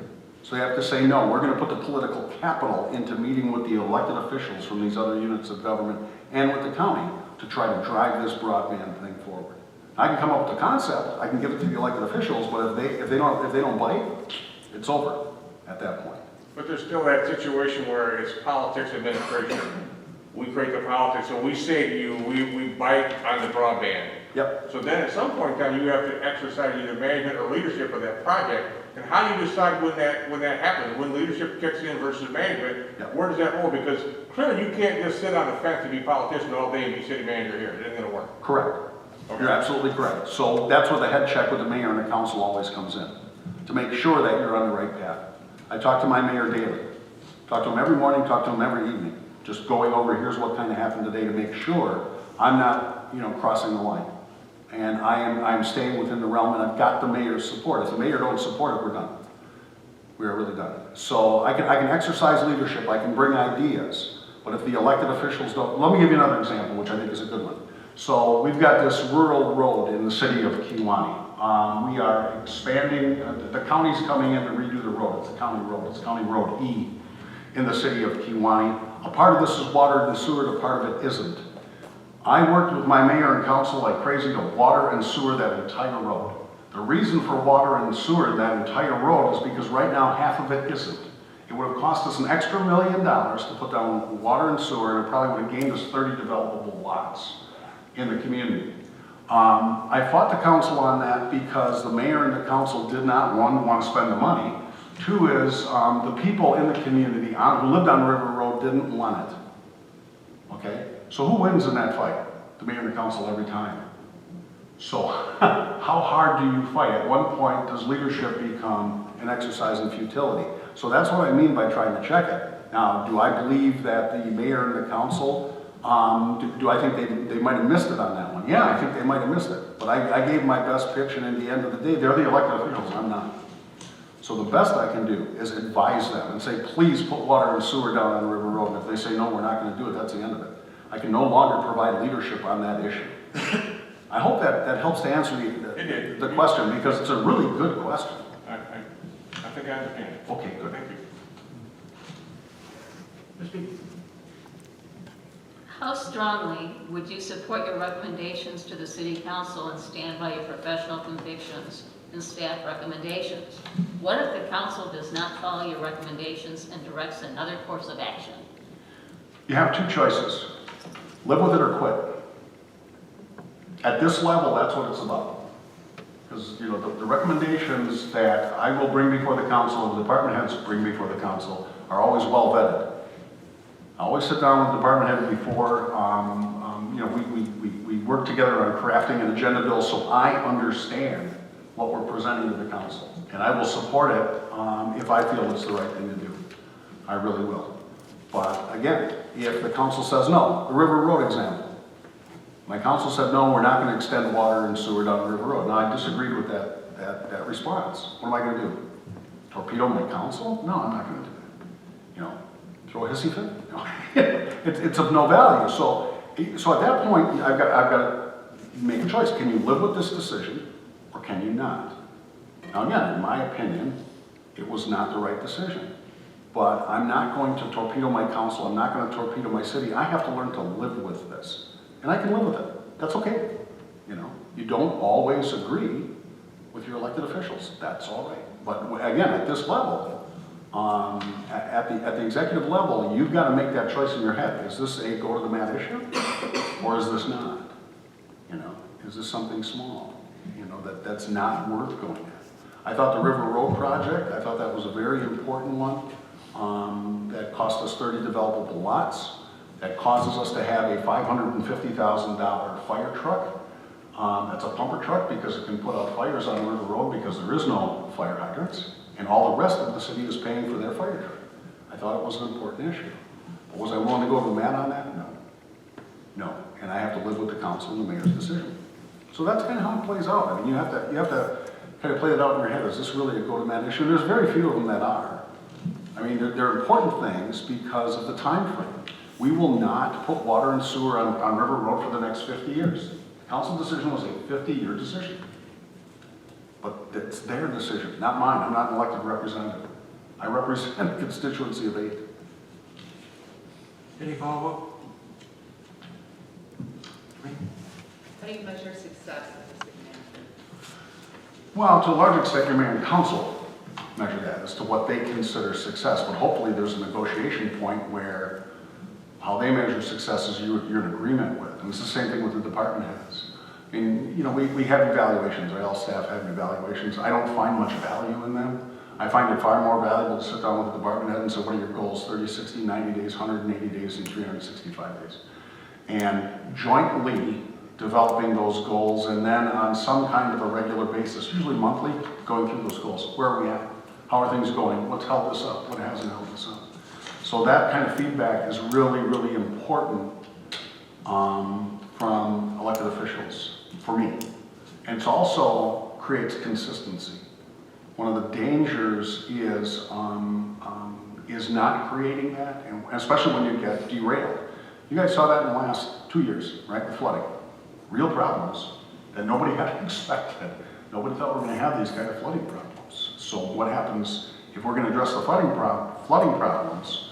What happens to these other goals and objectives, right? So there has to be a negotiation as to how those are going to be maintained. Or if a plant closure takes place in the community, there has to be serious staff time put into that, or other kind of disruptions that happen that are unexpected. Any follow-up? Mr. Snook, at the end of the day, how do you determine whether or not it was a really good day or not such a good day? The best days are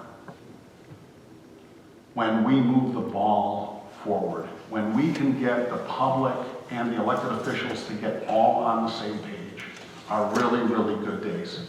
They don't necessarily have to be, well, this is the day, where we got this road paved, or we put in this sewer, or we put in this manhole, or whatever. Which are not saying those are tangible things you can grab on. But working with a group of people, whether it's your mayor and your council, whether it's with a consortium of an intergovernmental group. We've got our fire and ambulance department, represents 5 different townships. So that is a consortium that I have to deal with. And if I create consensus amongst those groups, it's a good day. Let me give you an example.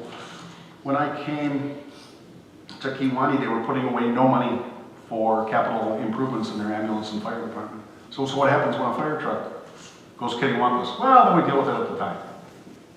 Wow. Because a new hook and ladder is about 1.6 million. Where are you going to come up with it? So we got to start putting money away.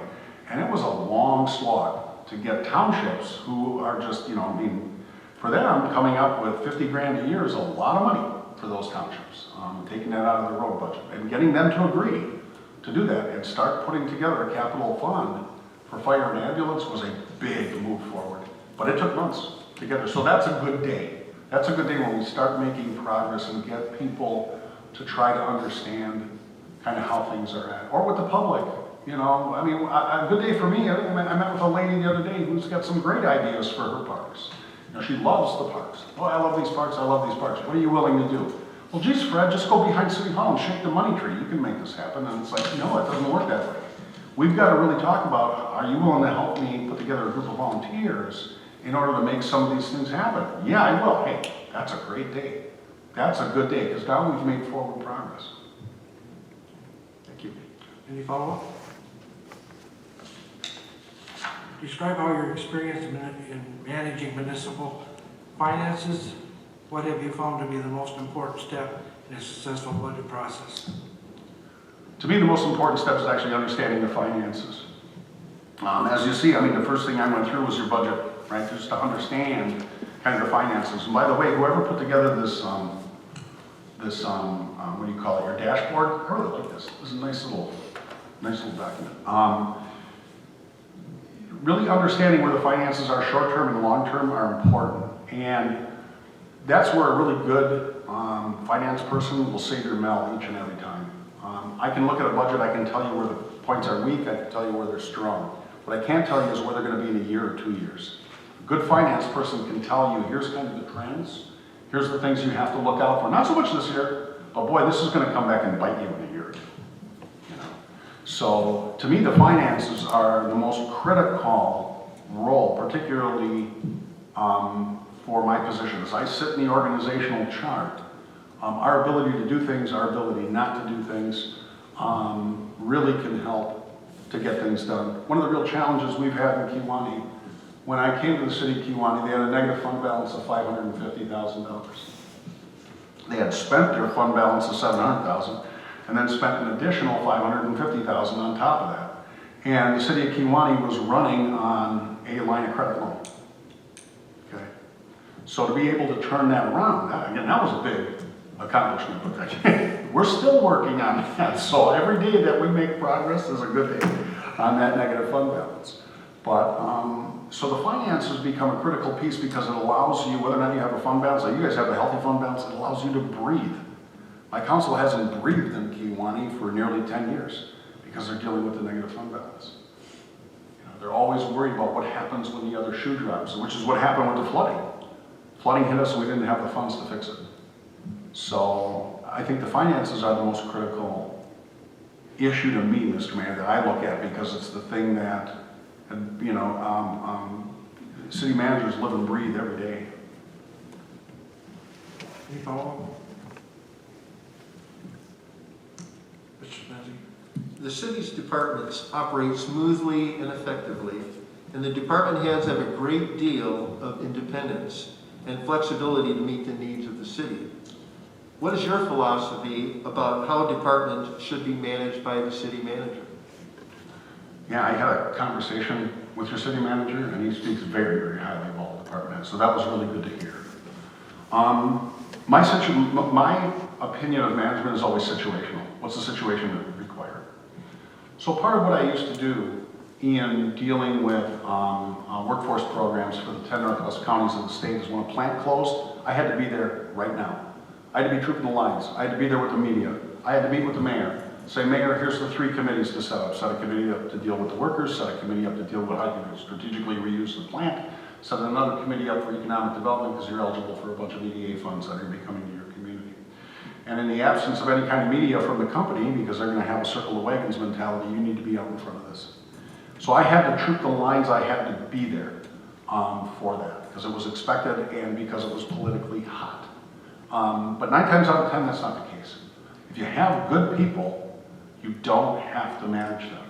That doesn't mean you don't have to speak with them regularly. That doesn't mean you don't have to set goals. That doesn't mean you don't have to meet with them and walk through the goals. That they need to provide you with the information that you need. Look, I have no idea how to run an ambulance. I have no idea what it takes to be a police officer. So you have to put a lot of faith and trust in your people, but they also have an obligation to help you understand. And good department heads will do that.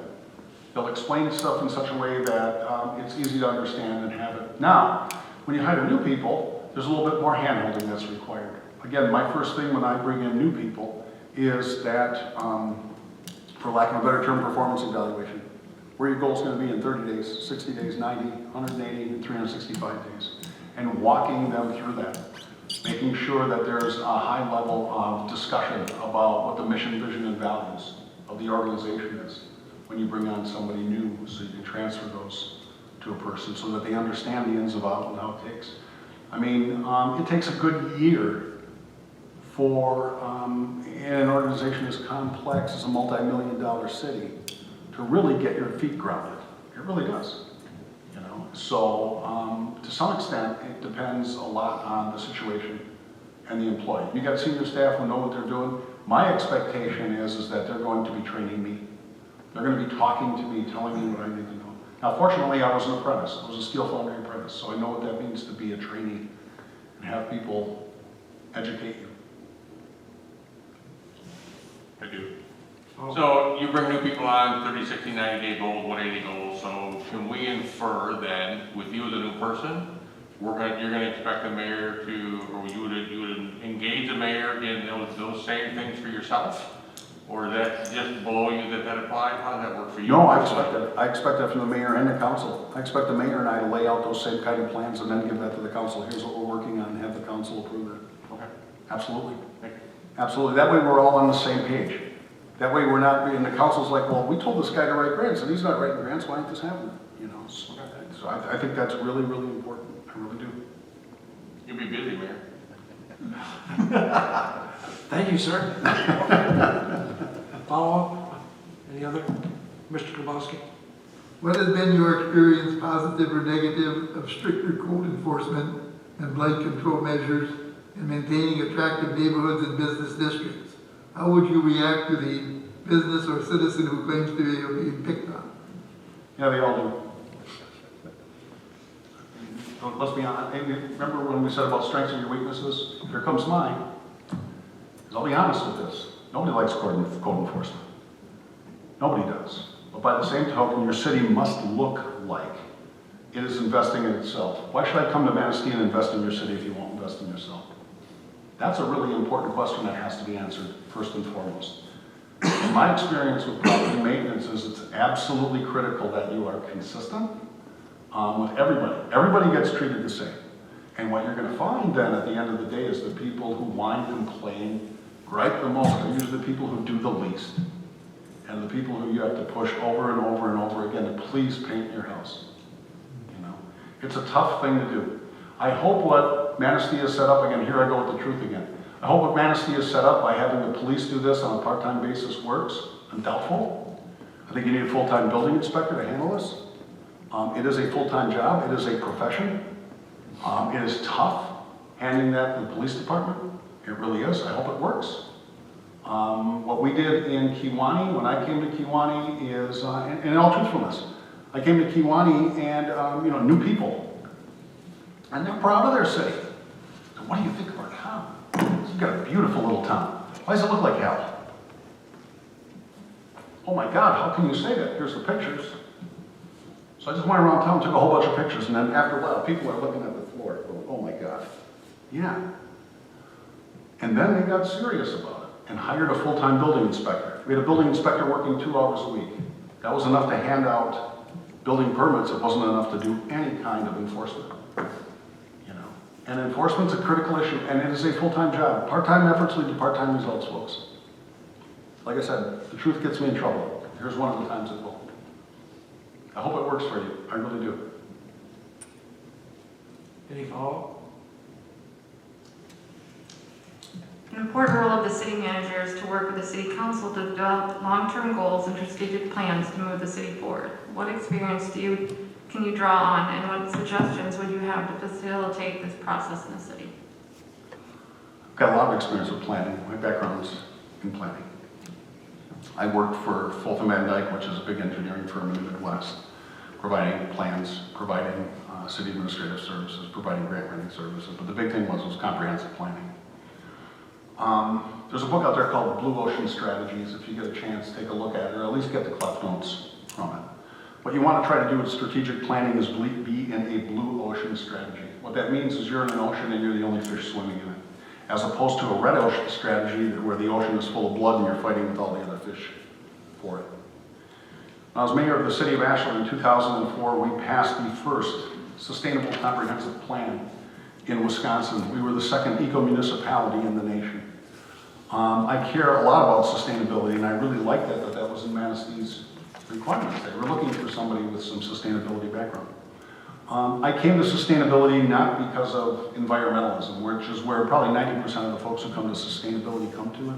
They come to it for environmental preservation. I came at it for business reasons. Part of what I said earlier was what I tried to do in spurring economic growth in communities is bring together the disciplines of workforce development, economic development, and community development. So if you can picture that as a Venn diagram of 3 circles coming together, the closer you bring those 3 disciplines together, the more your community will grow. Well, when I saw the sustainability model of the triple bottom line, people, planet, and profits, I was on it right now because I understood that model. And what we were able to do in Ashland was, in a 2-year period, bring in $16.8 million in new funding because of our sustainable comprehensive plan. So how this played out was this. Other city leaders would go to their congresspeople and say, hi, I'm here because we need $3 million for sidewalks, because we care about public safety. Elected officials would smile and nod. And then they'd be out, and then the new elected official would come before the congresspeople or the senators and say, hi, we're here for $3 million in sidewalks because we care about public safety. Okay? And you just get that revolving door. in the halls of the Congress. I came in and said, we need $3 million for sidewalks. What, Fred, for public safety? No, for sustainability reasons. We don't want to use cars. We want our kids to be able to walk to school. We want to create a safe environment for our community to be able to walk and get healthy. I got $3 million. None of the other communities did because I was in a blue ocean strategy. So yeah, I'm really a fan of strategic planning, but how you position that strategic plan so that you're not doing what every other municipality is doing is really, really important in order to generate the kind of funds that we were talking about that's so critical to helping a community survive in these kind of financial times. Any follow-up? Mr. Buckman? Sir, have you had the opportunity to develop long-term capital improvement programming and financing strategies? And if so, what steps did you follow? Long-term capital improvement programming and financing strategies. I'm glad you asked, thanks. Yeah, when I came to Kewanee, they did not have any capital improvement plan. So I developed their first plan for capital improvements. The first plan, because it was their first one ever, we went out 10 years. Most CIPs are only for 5 years. We went out 10 years. And what we found is they had over $44 million in needs that were laid out over that 10-year period. That, at least for the first time ever, gave the council an understanding of what were their capital needs as a community, instead of kind of this ready, fire, aim approach when something blew up. Now, the tricky part with that is always the financing, right? I mean, that's always the hard part about the capital improvements. Identifying the needs. Department heads are smart. They know where the needs are. You know, the city councilors, they're talking to their folks. They know where the needs are in the community. So developing the needs is easy, but finding the funding is the harder part. That really is, and be able to identify the grants. The other thing that's the hard part is be able to shift those priorities based on the dollars that are available. Okay, so as the dollars come up, being able to move stuff around. So when money comes out, you know, for coastal projects, being able to move, you know, significant coastal projects up the list when that money comes available. So for right now, all the senators are asking for lists of 10 items. The senators get to present 10 items, so they're asking communities for a list of items that they can put in under COVID. Make sure you get your lists in. Right? Now, do they have to be COVID related, tangentially? But you should have a list together of what are your needs beyond there, you know, and how can you take projects and somehow tie them into COVID needs to address what the Congress and Senate is looking for. The fire truck fit that? Fire truck does fit that. Anything over $10,000 fits capital improvement needs. Hard to find funding for fire trucks, but it can be done. Any other follow-up?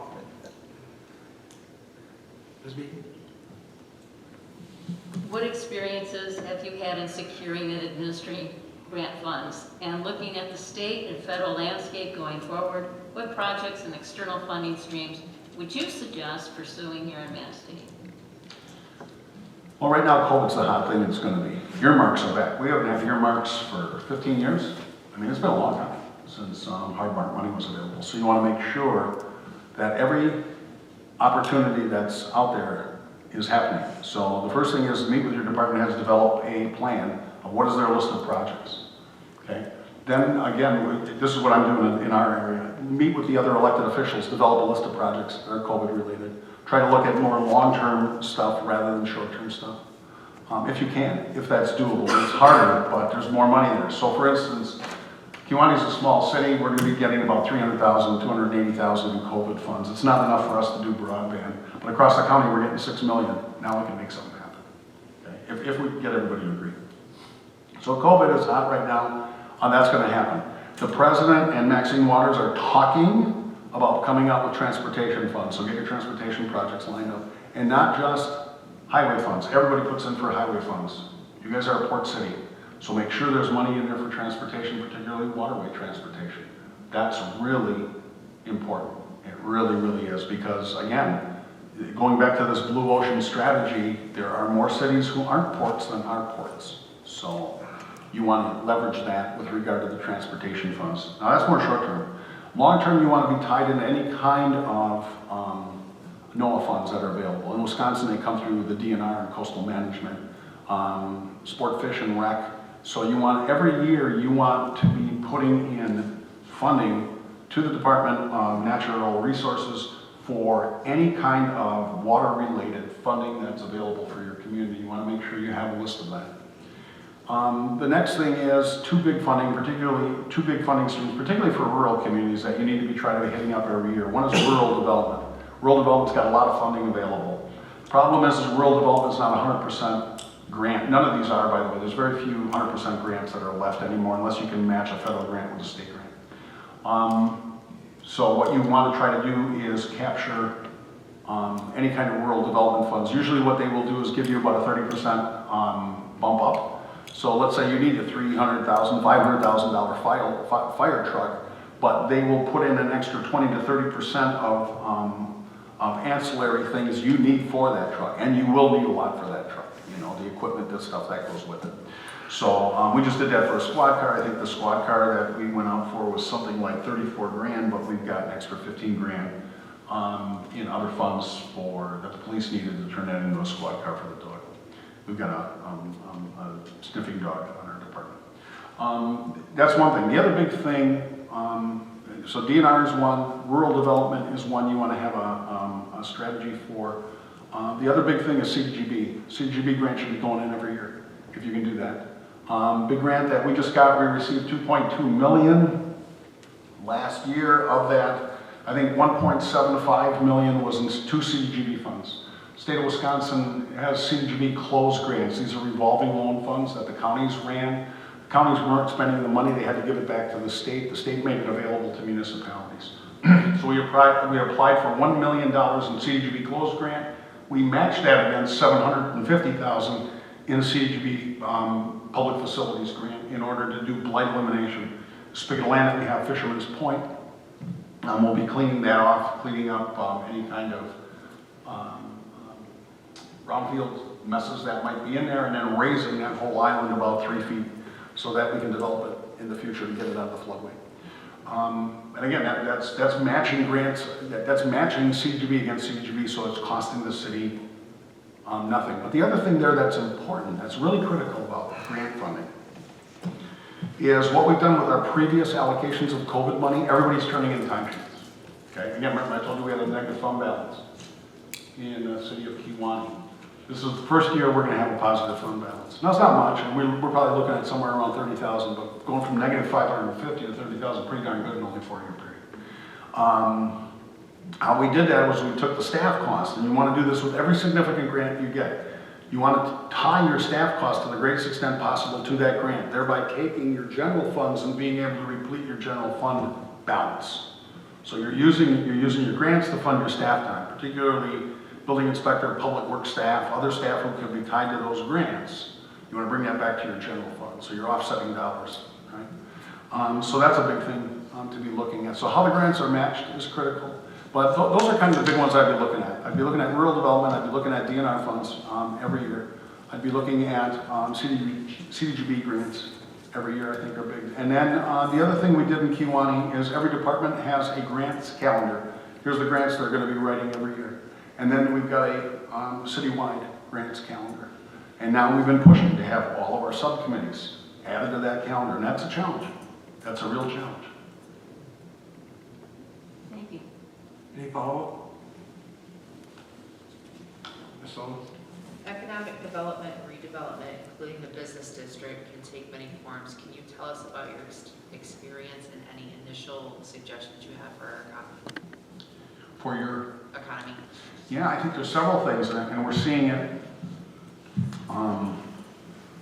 through this COVID, right? I mean, what happens is there are things bubbling up in the economy, and then a jolt hits the economy, and the things that were bubbling up get pushed forward. Huge, right? And then they come really fast. So one of the things we can predict that's coming, telecommuting. It's going to be huge. We're going to have more and more businesses giving up office space. We know that's going to be happening. Distance learning is going to be a huge thing. How do we capitalize on those? How do we ensure? That's why I'm pushing our community so hard for broadband. We're 30 miles outside of Green Bay. We drop phone calls all the time. Well, we have broadband, yeah, but it's not very good. That's the problem. If we really want to capitalize on the jolt that's just happened to the economy with coronavirus and this idea of telecommuting and having decent, being able to live anywhere now. and being able to work from anywhere now is contingent upon having decent broadband and being able to do that. So looking at that, do you need office space anymore? What's going to happen in your community if your businesses start shedding office space? How are you going to strategically reuse that? How do you look at taking things like business incubators and using that office space to kind of incubate new businesses and grow them that way? So those are things I think you need to be looking at in terms of economic development. I mean, all the traditional tools are still there in terms of revolving loans and all the things that we relied on as a municipality for many years. But to try to place yourself as to what's coming, is really, really important. And the technology divide is something that we've got to really try to plug in small rural communities. It hurts us badly. Any follow? Hearing none. Relate your experience in using technology and social media to communicate with the public, to provide information and feedback. Yeah, I did that during the coronavirus. I made a couple of videos. They're on our city's Facebook page. If you get a chance to go on there, you'll see a couple of videos I made. Just trying to inform the public. Here's what's going on. Yes, all of our offices are closed. Telling people about, basic stuff. Here's how to wash your hands. Here's how you, cover your mask, ensuring social distancing, and just doing a little kind of blurb as to kind of what's happening. Mayor didn't like it much. Mayor felt the mayor should be providing that. So I said, okay, Mayor, you should do it. And we haven't done it since. With regard to other social media, all the press releases that come out from the city of Kewanee, I write. I write it under the mayor's name. They go to the mayor, and the mayor publishes them on our Facebook page or in local newspapers. Any follow? Mr. Semansky? How would you balance sustainability and development needs of the city? They got to be long-term. The longer your window, the better. Again, it's the same thing that we see that's going forward. You have to look at external costs, right? Because external costs are what kill you in the end. So what I mean by external costs is this. In the city of Ashland, where I was mayor, we had an old coal tar plant. Now, 120 years ago when dinosaurs were on the earth, we used to crush coal, mix it with kerosene, and it would create a kind of acetylene that you burn in the streetlights. Okay? The byproduct of that's creosote, or coal tar. It's very toxic. If you've ever painted fence posts and got that stuff on your skin, it burns, right? And there is a huge hotspot in the city of Ashland that required $200 million to clean up. Okay? $200 million. Now, here's the kicker, is when the coal gas company created that pollutant, it was perfectly legal. So we have to think about not only what is legal, which is one standard, but it's pretty low. How do we create a higher standard? Particularly, let's take one thing, packaging, okay? Who's responsible for packaging? You are. You buy the product, you're responsible for all the packaging. That's an external cost that the provider is pushing out the door. Yet the provider needs to at some point be responsible for that external cost because there is a cost. So you have to look at what the externalities are to a process and how can you minimize that? How do you minimize those external costs to the greatest extent possible?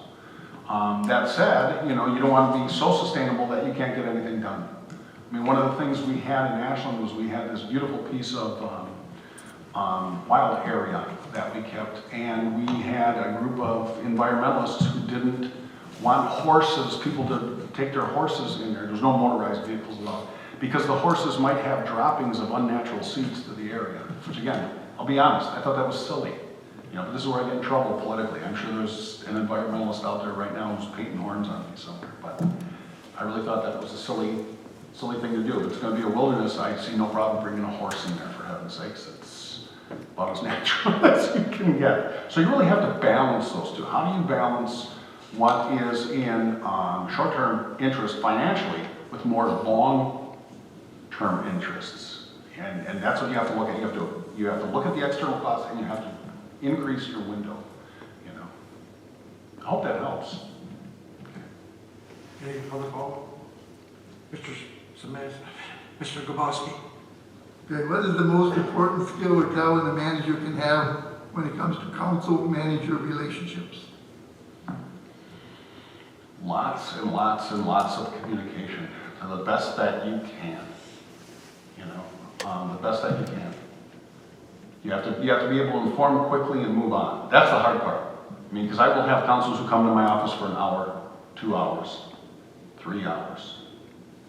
So, I mean, just to be able to confer the information to them quickly, put off a block of time for 15 or 20 minutes for them if you can. Emails regularly, that monthly staff report that goes out. And then if there's any kind of shock, you know, to the system, to just inform people. But you got to be careful on that too. You know, so if an employee, small community gets hurt, you know, what do you tell the council? You know, I mean, that's a good question because the council's going to hear about it. They're going to hear about it on the street. Do they hear about it from me and I violate HIPAA laws? Yes or no? You know, so we've got to be able to inform the council that we've had an employee get hurt, but because of HIPAA rulings, I really can't give you much more details beside that. But they'll pick it up from their neighbors anyway, because these small towns, everybody knows everybody. You know, so it's really trying to get the council to think about the more long-term strategic issues that are before them and why the current issue of the day or their neighbor complaining about something may not be as important as kind of some other issues. Putting the appropriate time into those issues. You know, I'm a real strong believer in retreats. I do a lot of council retreats. I do a lot of council trainings. I just redid our orientation manual and spent the whole day with some new councilors trying to orientate them as to the city operations and how this works. And some things are really important, right? I mean, to get councilors, particularly new ones, to understand. Their neighbors griping at them about their tree. Why ain't that public works department trimming my tree? How much of the budget is that?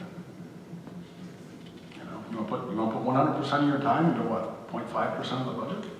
And by the same token, you don't want to be a hard nose to your neighbor. You want to be responsive to your neighbor. By the same token, you got to put the effort into things that are actually going to grow us long term. You know, that's a tough sell, and that's where I try to spend my time with the council, is trying to keep them focused on kind of our long-term strategic issues. How do we grow our budget? How do we bring in new money? What are the grants that are on the horizon? How do we grow our residential and commercial tax base? What kind of services need to be shifted around or moved? Where can we kind of merge services, as you folks have done? Done a really good job of merging services. We've done that in Kiwanee too, of having joint services with the county or other municipalities in order to save dollars. Those are really the value-added piece, where council can make a huge and strategic difference rather than talking about, their neighbor who's upset about a minor issue. Any follow-up? How do you respond to that neighbor who gives you a call or sends you an email and says, hey, I've got a problem with a tree in my yard, or one of those smaller issues that you just discussed? How I respond to it is tell them, thank you, give me all your information, and I will put our public works director on it. I will then call our public works director and say, make sure this person gets a call. And the deal I have with my public works director, I assume will be something similar here, is we'll put that on our list. We'll get to that tree whenever that timeline is that they have in public works, 3 months, 4 months, whenever they get to it. So that's how I respond to it, is I try to get that as close to public works as possible, because I'm not going to be trimming the tree there. But by the same token, again, when you have a council person who's upset because their neighbors just, chewed in their ear for an hour, drop everything and trim this tree. No, we're not going to be doing that. We have to run things. This is a multi-million-dollar corporation that has multi-departments, and we have to treat it as such. And that public works department can put that in their queue of work and contact that resident as to when that will be done. So to some extent, it's changing expectations, because what the neighbor is telling the councilor, I want this fixed now, right now. And the councilor wants to be responsive to that. So we've got to reset the expectations on that. Any more follow-up? In a city with lean staffing that serves a demanding population, how do you plan to accomplish getting tasks completed and managing limited resources? And I'm sorry, I didn't hear the last part. How do you plan to accomplish getting tasks completed and managing limited resources? Well, that's it. That's it right there. Managing limited resources to the best extent possible. And that's where the expectations need to be set, right? Between me and the department heads, between the mayor and myself and the council and myself, is what can we get done and what can't we get done. What is doable and what isn't doable. Also, you know, when there's disruptions that happen, plant closes, store closes. We don't want you to spend your time on this, we want you to spend your time on that. Okay, that's fine. But what we've got to do is be realistic as to when you have declining resources, there's less you can get done. And again, when you're a municipality that's had declining resources for 15 years. 15 years. Imagine going to a business saying you can't raise your costs for 15 years. They'd say, where do I sell this business today? Because in 15 years there's going to be nothing left. That's what we're dealing with. That's what all municipalities, and people have this expectation, but there's only that much money to do it with. That's what a good city does every darn day. They're holding this thing together with 2 hands and duct tape to try to keep the services out there and going to people. You know? But that's what we have to do. You try to manage stuff within the budget, but you have to manage expectations with the council. You know, it's easy, I think, for the public and the council to keep adding to the closet. Oh, here's another government threat, handle this. Hey, here's another thing. Yeah, you can write grants, yep, and you can meet with the public, and you can meet with the elected officials, and you can meet with the townships, and you can do our budgets. Oh, and by the way, you can meet with them. Okay, when are you take something out of my closet? Oh no, we're not gonna do that. Okay, the expectations are now unrealistic. So that's why this idea of when you start, sitting down with the mayor, laying out what are the goals and objectives we want done for the next year, and sharing that with the council so that we're all on the same page. Because something new is gonna come up. What it is, I don't know. But then we can sit down and talk about, okay, what can we remove? You know, again, that's an honest answer. I mean, the city staff are natural people pleasers. They want to try to get as much done as they possibly can. I want to get done as much as I can. But after 15 years of budget cuts, there's only so much left you can do. You know, when you're holding all your equipment together with baling wire and bubble gum, trying to keep this stuff going for another day. You know, again, I did read your budget about, you know, the shape of the equipment that you've got. And your staff is doing everything they can to hold it together, literally with baling wire and bubble gum to keep it going a little bit longer. But it's not going to happen without an infusion of $100 grand cash every year for 3 years. You're not going to be able to do it. But that's the reality that, to some extent, the council has to go out and talk to the public. Cap government for 15 years, how long do you think that's going to last? That's an honest conversation to have, and it's a tough one. It's a real tough conversation. I hope that answers your question. I wish I had a better answer. I wish I had the magic money tree behind my office I could shake and make it all fine. It doesn't exist. Any other follow-up? So now it's your turn to ask us any questions you may have and to make any final comments if you'd like. Well, I think, you know, we've kind of been chewing around this same question, which is, how would you define success for your new city administrator in 3 months, 6 months, in a year?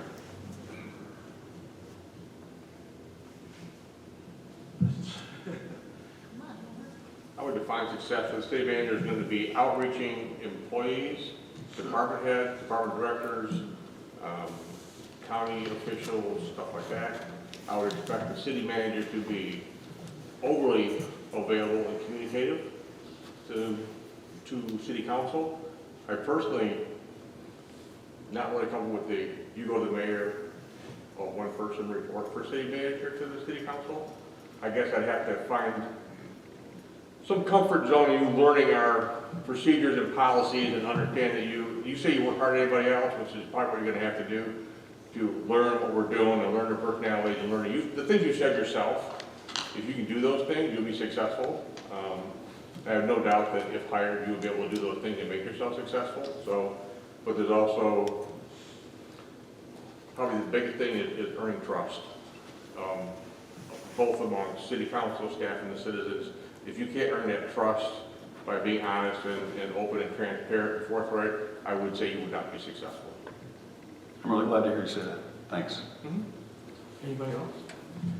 I think again, it's going to be really important for you to be able to take the time to meet your peers and figure out, you know, what their expectations are from you as basically the face of the city, as well as the community at large. I think there's expectations that again, as I think you mentioned, Jefferson, that you're part of the public, and they have expectations as well that I think you have to kind of put yourself forward in meeting and making. Anybody else?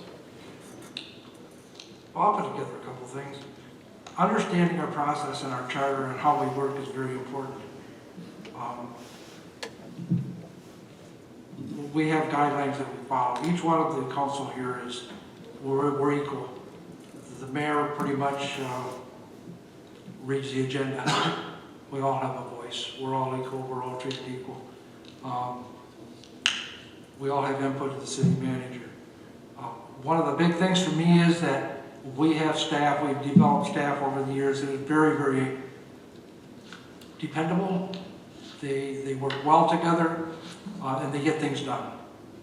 They follow directions of council. We direct the city manager in the direction that we want him to go. We tell him what we want done, and our city manager gets it done. If he can't get it done, he tells us why. Pretty clear cut. And there is a system, there is a process. And as long as you work within that process, things seem to flow pretty smoothly. And things do get done.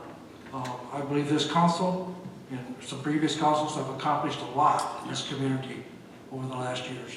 Our budget is,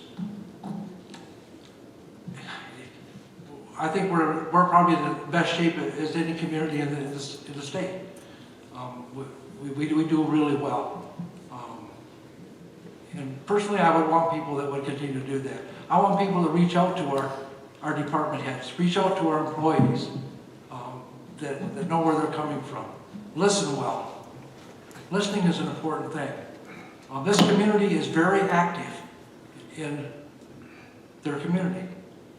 If they don't like something, they'll tell you immediately. You won't have any trouble understanding where they're coming from. That's good. And that's good. You know where people are coming from and what they expect from us. I'll get off my soapbox. I'm just saying it's important. Those things are important to me. But I think the biggest thing is understanding the process. And for me, I like to give direction and then get the heck out of the way and let them do their job. That's the way that I handle it. Anybody else? Thanks for that.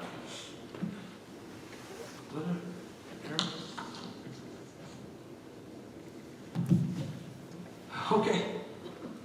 I've said my piece. I hope I haven't discouraged you. No, not at all, not at all. And as I said, I mean, I really appreciate candor. I really do. I really, really appreciate candor. And that's the only way we're going to move anything forward, is that way. Do you have any other comments? I don't have any other questions. The only other comments I have is thank you so much for your time. Thank you for inviting me here today.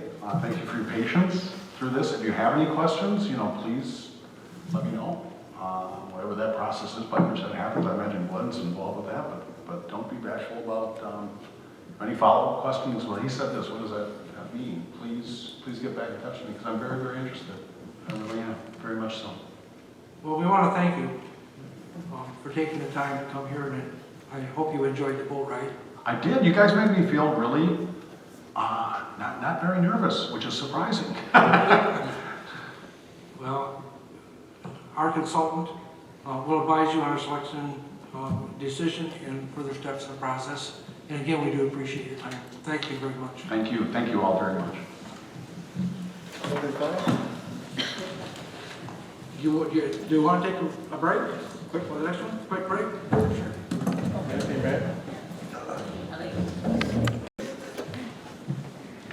Tonight we're going to be asking you 20 questions, and we're going to be allowed about 50 minutes to get to know you and for you to get to know us. All right? We'll each ask a series of questions. Some of us taking notes to help differentiate your response from others. At the end, we'll provide you a time to ask questions of us and to make any closing statements. Are you ready? Yes. Here we go.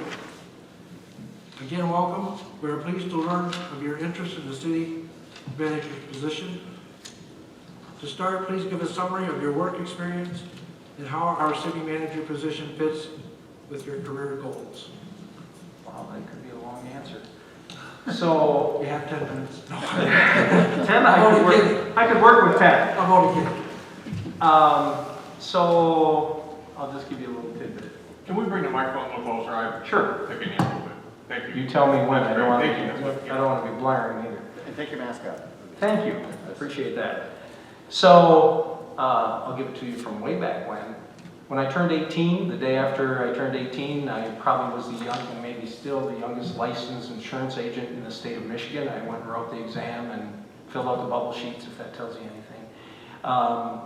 So I worked in the insurance and investment industry for most of my career, up until I was introduced to municipal management by Bob Moffett, who was the city administrator of Gladwin at the time. He and I got our master's degree previously. He had a treasurer that was retiring and knew I was out there and knew I had a finance background and a management background and a banking background. And so Bob got a hold of me and said, would you consider being treasurer for the city of Gladwin? So that was my introduction to municipal management. And so also Bob and I had a discussion that eventually I'd want to be a city administrator, so he also mentored me as treasurer to become a city administrator. So did that for near 4 years.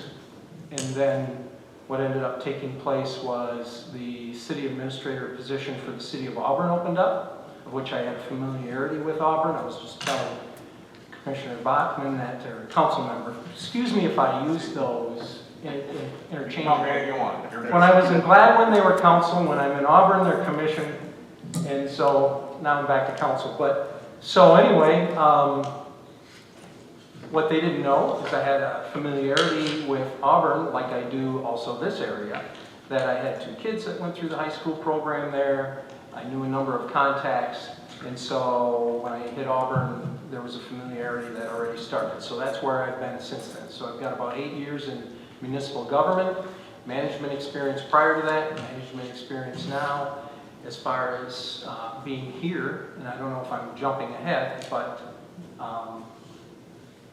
what ended up happening was I own a place in Bear Lake. We come up here in the summers.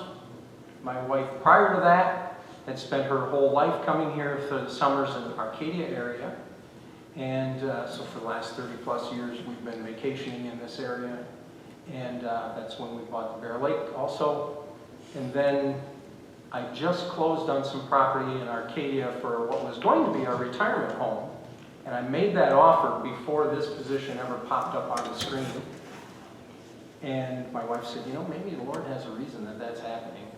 And boom, here this happens. And I said, well, maybe we need to accelerate our movement further north. We don't have to wait for retirement to do it. So that's what's brought me to where we stand today. I don't know if that answers what you need. Go ahead. Oh, wait, no, you finish first. Are you done?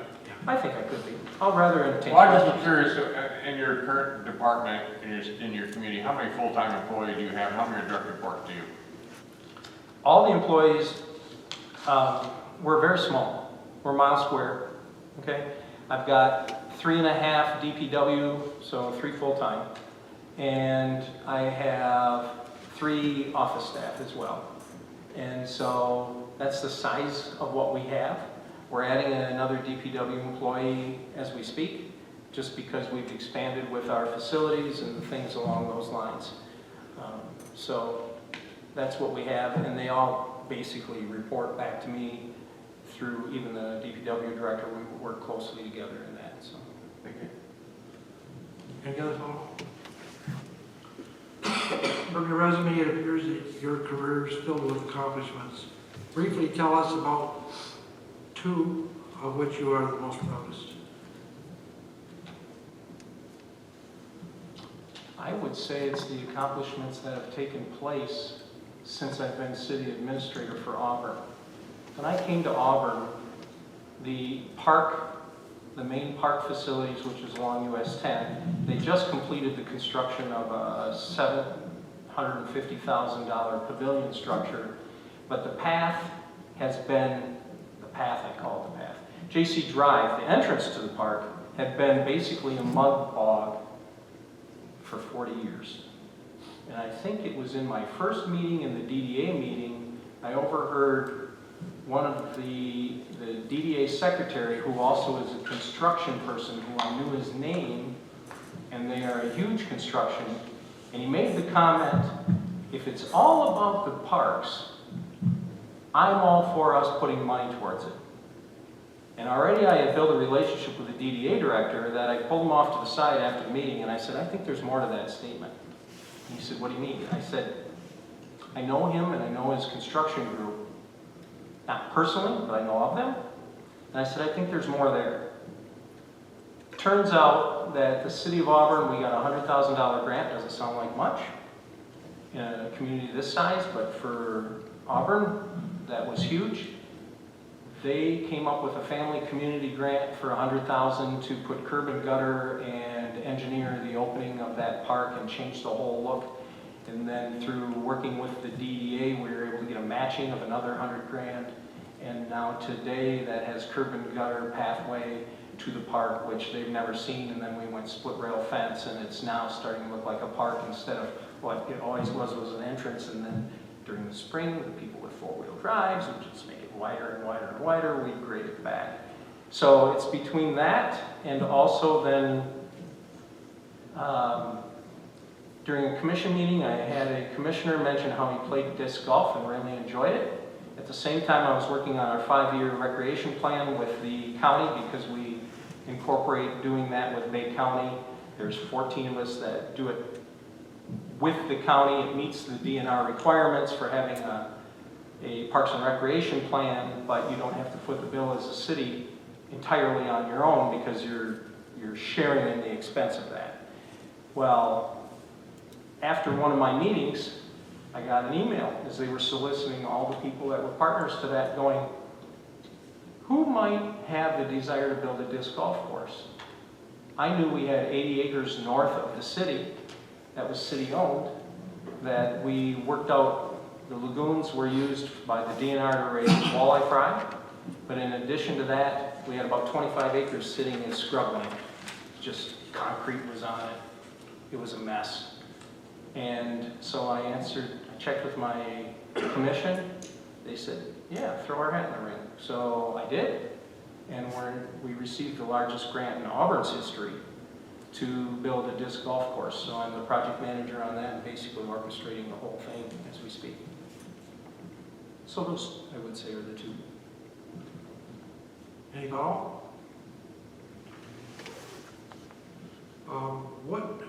What do you think would be your biggest challenge in moving into the city manager position if you are chosen? I think the challenge would be just simply the fact that you as a council are comfortable in having worked with Thad for over 5 years, that I'm a new face to the system, so for the council to get used to me and me getting used to you, the transition. And I think that would be no different than anybody else, but it always brings about change, and change brings about things that one has to get used to. Follow? How would you accomplish that? How would I accomplish that? Yeah. Communication. I think communication is key. I was talking to Kelly. I like the fact that you guys meet more often. In the city of Auburn, we only meet once a month for commission meetings. So what I established was a plan. And here, it's more about you can communicate during the meetings. But there, you got 1 week on, 3 weeks off. So I created a system of communicating through weekly updates. My goal with a council or a commission is to communicate to the point so you don't get submarined. And what I mean by that is if there's activities that take place within the city that while you're walking down the street, somebody could come up and go, hey, council member, what's going on with this? That you have some knowledge of that and that you're aware of it instead of just getting blindsided. And so I send out a weekly update that has worked well in that situation. In here, it might be a little different form of communication, but I think communication so we're all on the same page and that as a city administrator or city manager that you're working towards meeting the needs of what the council sees that the city needs. Any other So follow? work together. Mr. Buck?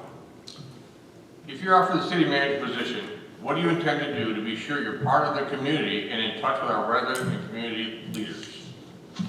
So, you know, I had the blessings of being in the insurance and investment business, of which my dad also was in that. And so I had an in-house mentor, if you will. And we went to people's homes. Actually, I had insurance appointments at 7 o'clock and another one at 9 o'clock. And I could tell you what most people's kitchen table looked like and their house looked like. So I've used that same practice, if you will, that many times for handling blight issues, which I deal with, and I took care of several of them today, but I'm also handling a blight situation in the city. It was an old garage. There might be brownfield issues. There might be other issues. I had a developer that's interested in obtaining that. Instead of sending the threatening letter because this guy is an old garage, had a lot of mess, I'd rather go up and talk to somebody. So when you ask that, to go around and meet people in the community, make yourself available, present, so they can see who you are and what you're trying to do, and talk to them. Get to know them, find out what the needs of the community are, and be involved that way. So clearly you got a place in Bear Lake. Mm-hmm. You build a place in Arcadia, which means how do you offset that living out of our community and being our city manager? How do you offset that with the community and make that comfort fit so they're comfortable with you and not think, how's Arcadia? What does he care about us? How do you make that transition or make that leap? By being present at the community activities, the events that take place. I come to Manistee for shopping. Last year I already camped at your Orchard State Park. Spent time bike riding around downtown. Had dinner at the brewery down the street. So I think if you spend the time in the community. So visibility then. Yeah. And that doesn't mean just during the working hours, in the evening hours too. You get to know what's going on, feel the vibe, understand what the high school needs are, understand what the youth needs are. I saw the armory down there, I like that. The park last year, there was just a ton of things going on at the Douglas Park when I came through riding my bike last year. And my grandson's playing baseball. Yeah. I missed it tonight. Yeah, it was great to see, you know, what happens on the north side of the river compared to the south side are different. And it was neat to see that. I mean, I hung out for a while at the park, even underneath the water tower. So, yeah. Okay, thank you. Yep. Any further follow-up? Linda? What do you consider to be your strongest abilities as a manager? What skills are you seeking to improve? This may sound strange, but having been in the securities and investment business, you can do everything that's right. You can build relationships with people. And ever since 9/11 and around that time, the market indicators changed that an event that could take place that you didn't plan for, and the market took a dive, and you had great relationships and you couldn't do a thing about it. And it was coming at you from all over. In this position, I absolutely love, and I was talking to my wife, I said, why did it take so many years for me to find what I have a passion for as a city administrator or city manager? Is because you might think it's a lot coming at a city manager. I sit there and think, it's not bad. Multitasking 10, 12 items at one time is not really a big deal. And so multitasking, I would say, juggling them as they take place, because I'll give you an example of today. This morning, not only did I finish up my next budget report based on, Glenn tried to reach me last week, and I didn't respond back on my text till 10:30. That's because we were on a budget workshop, and that's when we finished up. And so now I'm the one that does the budget along with my DPW director, but I'm it. So this morning wrapped up the budget so I could get that off to the commission for our upcoming Monday meeting. And then I rolled right into working with the DDA director and then with my grant coordinator. And then from there, we went into what I've got going on at the disc golf course out there. And then we also are doing a recognition event for the grants that we've had. We're going to have a Friends of Auburn recognition event that we're planning. And mind you, when there's only a few of us, you're wearing the hat for all of them.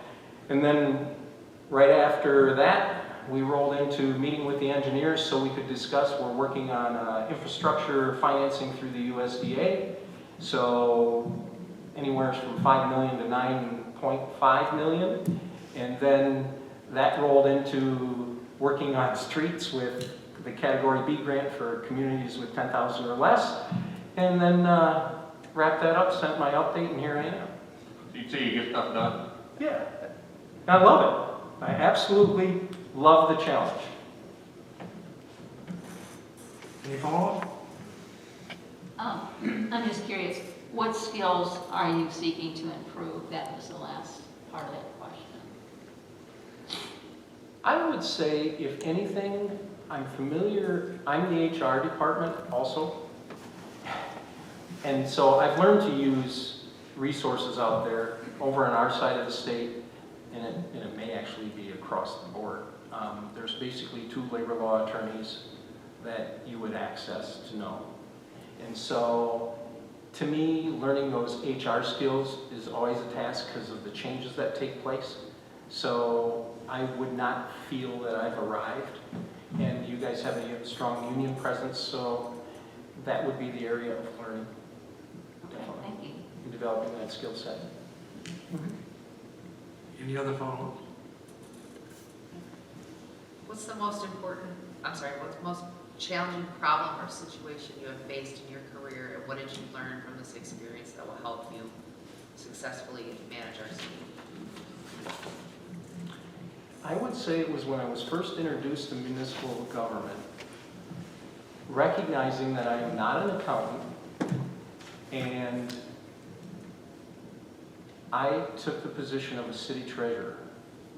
Can you stand a little bit louder for me, please? I'm Sure. losing you again. Recognizing that when I entered into municipal government, I was not an accountant, and I took a position as city treasurer. So what I had to do, and the current treasurer worked with me for just a few weeks, and then decided, they didn't want to do any more training, so they left. So I had to reverse engineer all the transactions for the last year or so. Every time something came, you reverse engineer it. Why was it done this way? How did you get to that point? That experience, to me, has made me very strong in budgeting, understanding the budget, understanding those line items, knowing where they come from, knowing how a city can operate from the aspect of, so then that rolls into the better or bigger challenge was when I joined Auburn and became the city administrator there. They were in the red. And I couldn't change that in the first year because I walked into it. But so they were 3 years into the red, which means the state sends you a nice letter and says you need to reply, and you better not be in the red in the future. And so we turned that around with working with the budget and understanding and revamping everything and looking at how we can, with the accounting standards, now the city of Auburn is in the black and has been in the black the last several years. And so, Any follow-up? What would your top priorities to accomplish in the first 3 months on the job? What would be your top priorities?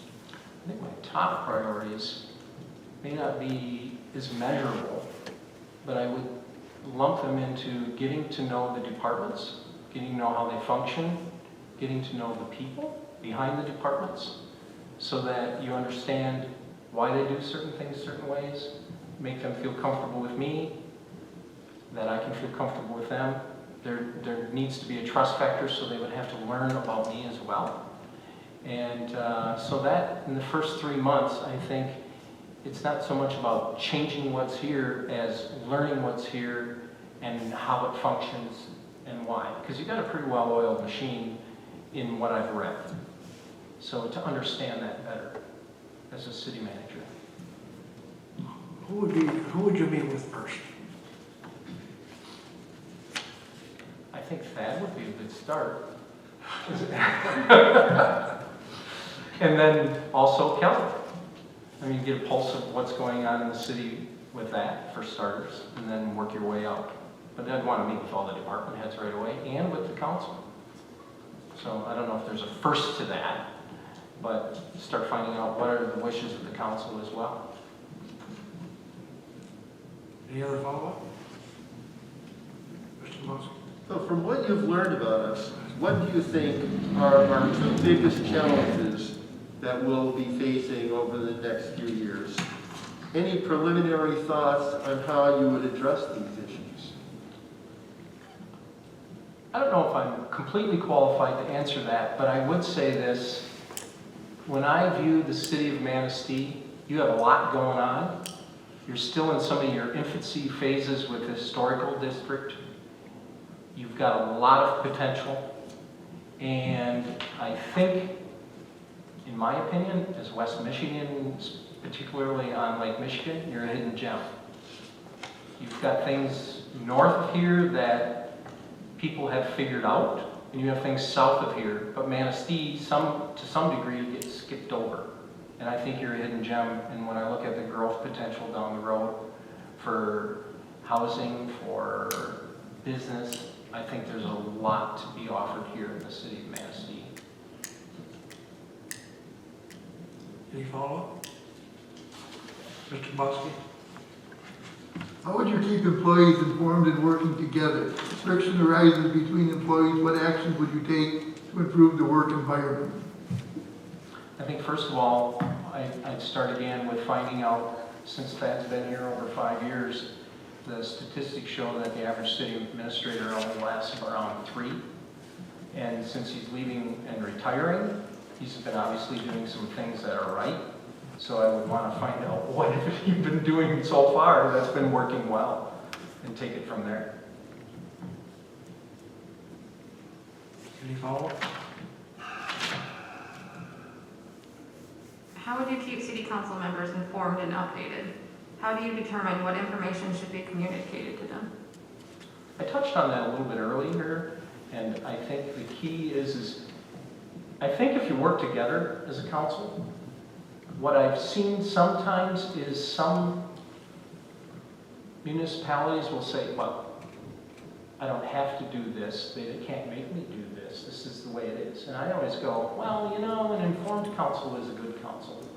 And if we can inform them and work together, yeah, it may be the position of that manager to say, well, this is the way it is. Well, I always say that's nice while you're being booted out the door. So better to work together and communicate and find out and discuss that way and work together instead of in conflict. And I see that happening in some governments where you see the conflict and it's like, it doesn't need to be there. So, I follow. You ready to go? No, go ahead. So how do you see that flow working? City manager, the city council, city manager, the mayor? How do you fit that into there when you communicate? Does the council get everything, or does the council get limited information? Who decides what we get, and the mayor decides? How does that work for you in your head? Not necessarily what you do now. What do you think is the ideal situation? You know, I view the mayor as one of the council. And so the way I've always viewed it is are there things that maybe the mayor knows about the history of some activities that have taken place that you can counsel a mayor and say, hey, what's going on here in the past? What's going on? And you might be able to build that rapport, but I really see that you communicate to all of them. So just hypothetically, there's a situation where there's a police officer shooting. Mm-hmm. And chief calls you and tells you that we've had a situation and there's been shots fired, somebody got hurt. What do you do with that? I would want to inform the entire council and let them know that this took place. So, because this is not anything that you can take lightly and you've got to figure it out. And so right away, you'd want everybody to be aware there's a situation that we're going to have to deal with as a city and handle it properly. Thank you. Yeah, I wouldn't keep that with one. When I first came on at Auburn, I had a situation where there was a harassment situation that was brought up. And I found out previous administrators swept it under the rug. Harassment, like in-house, like sexual harassment? Mm-hmm. Okay. And previous administrators, this was going on before me. So I was made aware of it. And because the same employees were still there, and I don't think it had gone away. And it's like, how can you ignore this? You've got to deal with this. This is something you can't just sweep under the rug like the previous ones before me did. So I think you got to deal with it, but you have to deal with it in a confidential way and in an appropriate way. And if it means seek legal counsel at the same time to how do you address those things, but you can't. And you don't want to be doing the one-off where then, well, why was that only shared with that individual? All right. Great. There are times when the city manager is expected to manage and other times when he's expected to lead. How would you determine what is appropriate, managing versus leading in a given situation? And you're right, there are times that exists, and sometimes it's very difficult to define when that line is. But I think leading is also in the area of supporting, taking action, finding out, I'll say it this way, if it's what your employees need, you need to be a voice for them, you need to support them. And also there's times where you just need to be an ear to them and learn it. So how to determine it, I guess, is when you start figuring out what is the end result, what will be the outcome, and where do we want this outcome to go. So what does the chief in that situation we just talked about, the shooting, require from you, management or leadership? Leadership. And how would you, what form would that take? And what would you do for the chief as a leader? I mean, I know it's probably going too far in the question, but how do you see that role for you being a leader to the chief in that situation? I think you have to start originally, right away, investigating, finding out what happened, learning from the chief, and trying to keep a handle on control of, I'll say it, media and other things that could go awry, so that you can get to what really transpired and protect that chief in understanding what's happening with the chief or employees in that case. And you've ever had a situation like that at all? Probably not. No. Okay, thank you. Mm-hmm. But I do have them come in regularly and we visit what's going on in the city, what's been happening. Yeah, I do that almost daily. Yeah. Thank you. Any other follow-up? How strongly would you support your recommendations to City Council and stand by your professional convictions and staff recommendations? What if the council does not follow your recommendations and directs another course of action?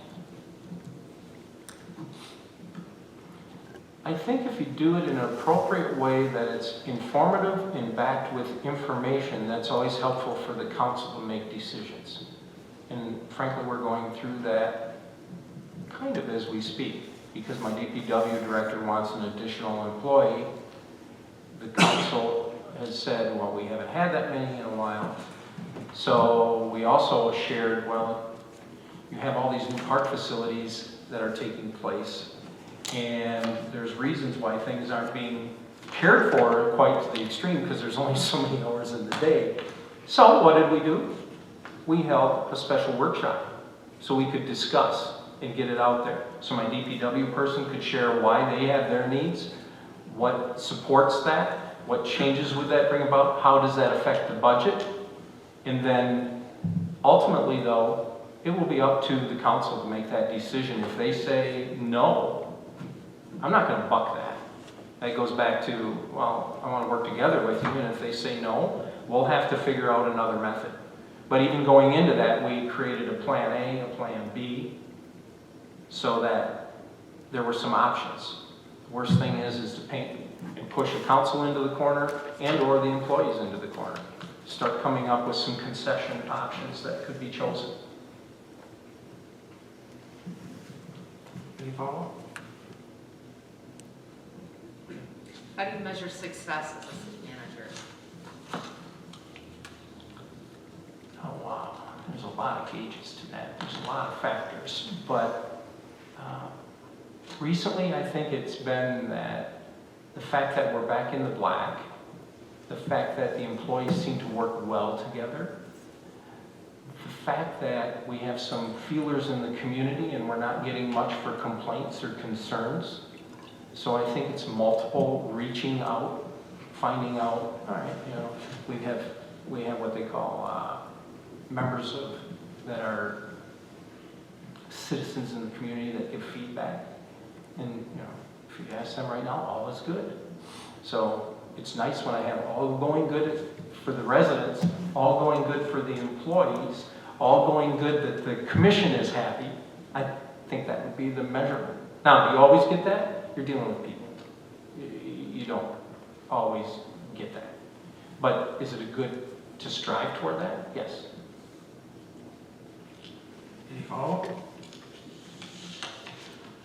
Describe your experience in managing municipal finances. What have you found to be the most important step in a successful budgeting process? I think that for me, like I said, the reverse engineering allowed me to get right into every line item and start looking at it, knowing where it's coming from, and having an understanding.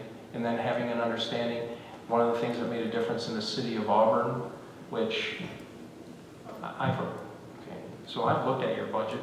I've looked at the, you know, some might look at the general pages. No, I've got your budget, and I've been looking at it. Why? Because it helps me see things. You know, I always used to get amazed by our auditors when they'd look at those numbers, and they could tell things about a city, and I'm like, how do you do that? Well, you know what? After doing the budget for so many years already, now I'm like, oh, I'm really getting it. I'm starting to understand where they're coming from and what they're doing. And so I think that's where when you do that and understand each GL number and how it affects, as an example, City of Auburn, I can tell you a thing I learned right away. You can take the city administrator's position and you can charge off some of those expenses for their wages to water and sewer, or roads, to the roads. You can't do that with other staff members per se, but you can do it with an administrator. You can do a certain percentage. And that has saved us. We've been able to spread out to get them out of the 101 into the enterprise funds, because the 101 is the main part that determines whether you're in the red or the black, the general fund. And you can get some of those costs out there and spread them legitimately across to the other areas and reduce that 101 expenditure, which helped get us back into the black. So it's understanding that and learning what those GL line items mean. Any follow-up? Mr. Semansky, go ahead. The city departments operate smoothly and effectively. Department heads have a great deal of independence and flexibility to meet the needs of the city. What is your philosophy about how departments should be managed by a city manager? Don't break what's not broken. You know, I think that's great. That what that tells me is you've got people in position that understand their role and they're doing the right things. And so it's more about just me understanding what they're doing and communication back and forth. But why micromanage something when somebody's got it going? I don't see the need. Any follow-up? Communication, yes. Micromanage, no. Yeah, I agree. Yeah, how important is that trust factor between you and your department head, and how do you build that? How do I know that if I'm a department, you're going to support me when times are difficult, or how do I trust you? I think you build a relationship over time, spending time together, learning about their departments. I mean, one of the things that helped me with our DPW department was I actually had to learn it, what was going on in there. I had to learn where was the money being spent, why was it being spent there, what do we need. And now we have the trust that we've just recently, when you look at equipment purchases, we in working with the council commission, they did you bring things to them and you learn. So we needed a new snowplow truck.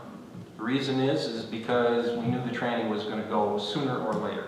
But you look at the truck, it looks beautiful. It's got low mileage, but it's 2001. Okay? So I had to educate the council on that. The DPW director had to educate me on that vehicle. You know what? Because I'm outside looking in. I'm kind of like the commission looking at it going, do we really need a new truck? But you know what? Listening, learning, yeah, we do. So what was also neat is doing the proper research. We had the money to outright buy it.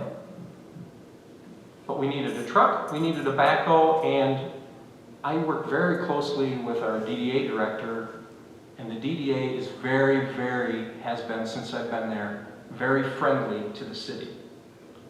So I talked to them because the vehicle that gets used for sweeping and plowing the sidewalks had a 5-foot blade, and some of the sidewalks were only 4 feet, so you kept peeling off the grass, and learning that from the DPW. So we needed these 3 pieces of equipment. What we ended up getting was what we call a Bobcat articulating machine. It's a newer version of Bobcat, but you can get it at 48 inches. And so, and it's not like a skid steer where you feel like you're in a little death trap when you shut the door. This thing is quite a nice machine. It's over 40 grand. The options that we came up with is the DDA committed to buying that for the city. The backhoe and the truck we still had to obtain. The truck is $187,000, the backhoe is $125,000 or something like that. But I researched financing. And frankly, we did a bond, equipment finance bond, and I got it at 1.25% for 10 years. Financed all 3 of them. The DDA still gave us the money up front. We're making payments on an interest rate like that. That's phenomenal, and we were able to obtain the equipment. It was a good deal. It was a win-win for all. And but the trust was I had to learn from the DPW their needs. Then I had to get the council to trust where we were going with it and what we needed. And it all worked well. And then the icing on the cake that we got financing at 1.25% is just. So when you're building this trust with the department heads, it's just more of a personality question? Positive personality, negative personality, suspicious, trusting. Somebody calls you and says, X did this. City clerk totally screwed this up and botched this up. And what's your default thinking? Man, it doesn't sound like a city clerk, or how the heck did they have done that? Which way do you instinctively land? Well, normally I instinctively land that this person's been at it for a while, so if they messed up like that, it was probably a mistake. We're all human, we make mistakes, so then you try to figure out what happened. What created that? And it could have been that maybe they were juggling multiple things at the same time, but normally I view it as mistakes happen. Or Let's maybe, work through it. Maybe it's not a mistake at all. Maybe their information was wrong, correct? Could be. I mean, you have to investigate it, right? I guess, yeah, oh, absolutely. So the assumption wouldn't be they made a mistake. The assumption would be... To figure out why and what happened. I guess that's what I'm hearing. You get the facts rather than making assumptions. Yeah, it's not about, and a lot of times, things are not about pointing the finger at somebody or who's to blame. It's about how do we fix it. And then, and I'm very good at this, if you look at a strength, systems. How do we systemize something? Should we be doing it a different way? Can we systemize this to avoid those things from happening in the future? You know, if there's a place for that. Okay. So, 2 strengths that I kind of way back to the question before that Commissioner Beaton asked me. When we look at 2 strengths, I'm very good at, I always look at things of like, is there a better system? Is there a better way to approach this? And the other thing is I have, that helped in this whole GL thing, and as a treasurer that I didn't realize about myself, I have a incredible sense of attention to detail. So you start picking up, well, that's a little different than last time. And you do that in people too. Why are they behaving that way? You know, and it even gets down to things that you start learning. I'll never forget working with a manager years ago, and it was just funny to see him work with the other people and understand them. So I learned from him. Thank you. Any other follow-up? Mr. Kowalski? Okay, what has been your experience, positive or negative, of stricter code enforcement and blight control measures in maintaining attractive neighborhoods and business districts? How would you react to the business or citizen who claims to be being picked on? One of the keys is trying to avoid that they feel like they're being selected or singled out. So you always have to look at blight enforcement. How do I make it so I'm fair to everybody? but that's not always the case, I admit that.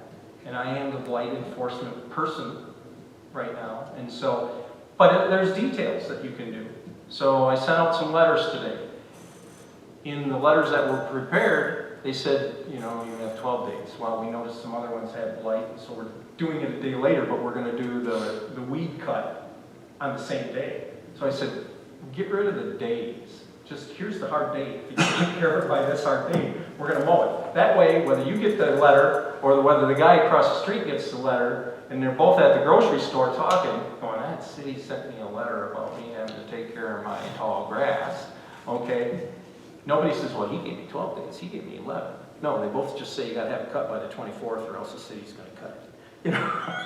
So try not to put yourself in those positions. Sometimes it happens. When it does, it comes back to discussion. I shared with you about this garage that was a blight situation. Maybe I did. But I have a garage situation that is a blight situation, the Brownfield. That's the one that I mentioned about earlier. That guy, the way I started with him 3 years ago, was I met with him personally. And I said, hey, I know you got quite a mess here. Is there any way you can help me, I can help you, that we can get this cleaned up? I said, I don't want to send you a letter. I just want to work with you. He thanked me back then 3 years ago for treating him like a human being and treating him civilized. And like I said, the success story is he's got everything cleaned up. I've got people going, I can't believe it, it's cleaned up. I said, yeah, it's taken me 3 years working with him. He'd make a little progress, then he'd slide back. Well, then I'd talk to him and go, hey, you know, Dave, you mentioned you'd do this for me. And yeah, okay, well, how are we doing? I can't have this. All right, you know. Well, now today it's cleaned up so well that the property's going to sell. Developer's going to purchase it. Took a long time. Patience. Any other follow-up? An important role of the city manager is to work with the city council to develop long-term goals and strategic plans to move city forward. What experience can you draw on and what suggestions would you have to facilitate this process in the city? Run that one by me again. An important role of the city manager is to work with the city council to develop long-term goals and strategic plans to move the city forward. What experience can you draw on and what suggestions would you to have to facilitate this process in the city? I think there's multiple things. As city administrators, we share what they call listserv, and it's an email system so you can learn what's going on in other cities. And then you start having your radar up for things that could be implemented here. And then you start talking to council about that as well. Hey, this is going on, this is going on. At the same time, you're learning about other opportunities that may come to the city. So you start laying them out there. Where do we want to go with this? So it comes back to workshop sessions, communication. Here's some things that came on our plate. What do you guys think about this as a council? Where do you want to go with this? Is this something we want to entertain? Not entertain? Where do you take it? So I think it's that open communication and spotting it. And then also always looking, having your radar up, your antennas up for opportunities and ideas and different activities. I look at, I don't know, I see as one of the things you want somebody that has a strong area with grants. Now, again, the numbers are smaller because it's the city of Auburn. But since I've been there, we've obtained multiple grants that are the largest singular grant in their history. Multiple grants, and right now we're at, I should be obtaining close to 1.3 million in grants, and the matching on our side is going to be about 252,000. I think we're doing okay. So to bring that kind of revenue in, and those kind of developments, and those kind of improvements, and yet keep our side of it as low as possible is a good thing. And they hadn't experienced that before. And it was actually, when I first got there, I recognized it and I talked to the mayor and I said, hey, what do you think about this? I think there's money being left on the table because there's no grant program here. I said, I've got a grant person that I can work with at a very reasonable hourly cost. Basically, you need 1 or 2 grants funded and you've covered their costs for years. And let's give it a roll. And so he thought it was a good idea, so we presented it to the commission and shared it with them and got the green light and said, let's have at it. Any follow-up? I do. As part of our strategy and long-term goals and stuff, the city council contributes towards collective bargaining with the city manager for strategies and maybe priorities. I believe we're currently negotiating at least 2 contracts now with employees. Do you have experience with collective bargaining? If so, what is it? And if not, how do you plan on getting it? I'm going to be straight with you. That's the area I don't have experience in. Okay. Yep. You don't? And no. So what would I do? If I would find out the resources that are out there to bring me up to speed on that. And if that meant for some of the collective bargaining, I don't know if it's all done in-house or if you do bring other advisors into the system, that's what I would do. Okay. Like I said, I do have some contacts back to some major labor law attorneys to learn the process. Okay.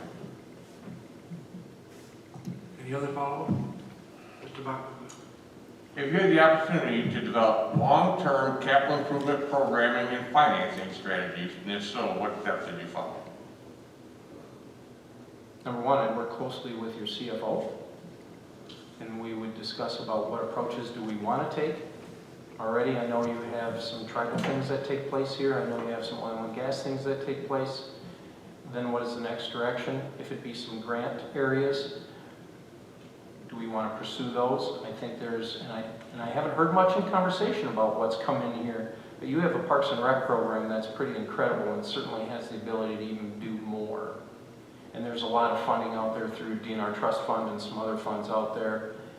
I don't know what's been done, but those are all things on the table that one would talk about. And so the capital improvement would be, again, finding out what are the needs of the city, what are the needs of the community, where are the capital improvement needs that the council sees, and then start working towards those. Have you seen any of our current capital improvement projects that are currently coming to us? Have you caught up with those in your research on the city? No. Thank you. Other than, I know you had some roads things done, and there was, I did read up on some boulders. I'm more concerned about what we got planned for the next. Yeah, not so much what's planned, but what you've had in existence. Thank you. Any more follow-up? Ms. B? What experiences have you had in securing and administering grant funds? And looking at the state and federal landscape going forward, which projects and external funding streams would you suggest pursuing here in Manistee?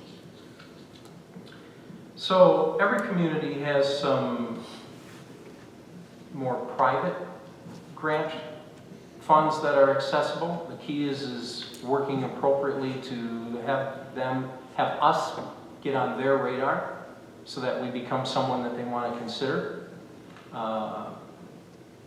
That's one of the things. The other area is you do have some of the federal things, and it's always staying on top of those. So when those opportunities come, you're taking advantage of them. And so there are resources out there to keep track of those. Like I said, as I shared earlier, right now we're working on the Category B through MDOT. I'm working on a FEMA one right now for some of the PPE expense stuff. And when I say I, my grant writer and I have a team, and it's worked out well. And I found that it's worth investing in a person. Now the key is you can go and use an engineering firm that they want $100 an hour, or there are individuals like the one I have that only gets $25, $35 an hour, and it's so involved that they understand what your needs are and what you're trying to accomplish. And it doesn't always cost a pretty penny to have to talk to them as you try to figure out where in the avenues, what does a grant need? What are the grant funders looking for? And then how do you approach those? Any follow-up? So, Economic development and redevelopment, including the business district, can take many forms. Tell us about your experience in the field and any initial suggestions for improving your economy. They do take many forms, and I think people are going to be hungry as we come out of this pandemic, which is a good thing. Even looking at your downtown district and seeing how many cars are parked down there right now in the evening, is a good sign. I think from that, I don't know if I have the exact answer for it, but in Auburn right now, I've been in contact with people. So one of the meetings I had today was also about housing development and working that out. We're a small footprint, so as far as industrial, we're not going to see it. It happens in the township. We just don't have the land. So the redevelopment ready areas, we don't have it. And how can we? Because if you're an industry and you want to come there, we just don't have it. Now, do I think there's a need for it? Yes. But what we do have is the opportunity for housing.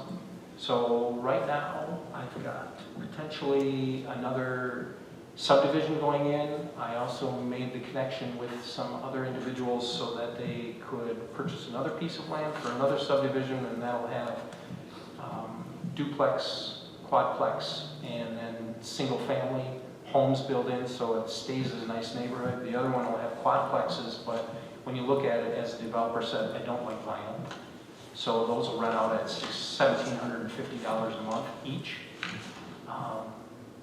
But also I do know, and I know this is something you guys are looking at, if you look at what's going on in the marijuana industry, the neighboring township next to us has done very well in that area. And so when you look at economic development, as he says, and I know him very well, his comment was, we're going to pave the streets in green because that money is going to help our road funds and our infrastructure funds and take care of our EGLE requirements in so many ways. We'll put it back into the community.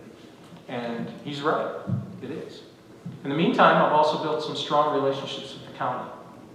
So when you look at road projects, as an example, I'm a member of the MATS committee, which is Midland Area Transportation Study. That's your avenue. There's BCAT's, Bay Area Transportation. There's the Saginaw version. It's where you get your federal funds and your state funds for roads. Well, you have to be watching some of that because sometimes it's nice to get that funding, but you got to know what the engineering costs are. And if you're going to do a mill and fill, meaning you're going to peel off 2 inches on a road that really doesn't require engineering. The crown is right. You just need to peel it off and lay some more pavement down.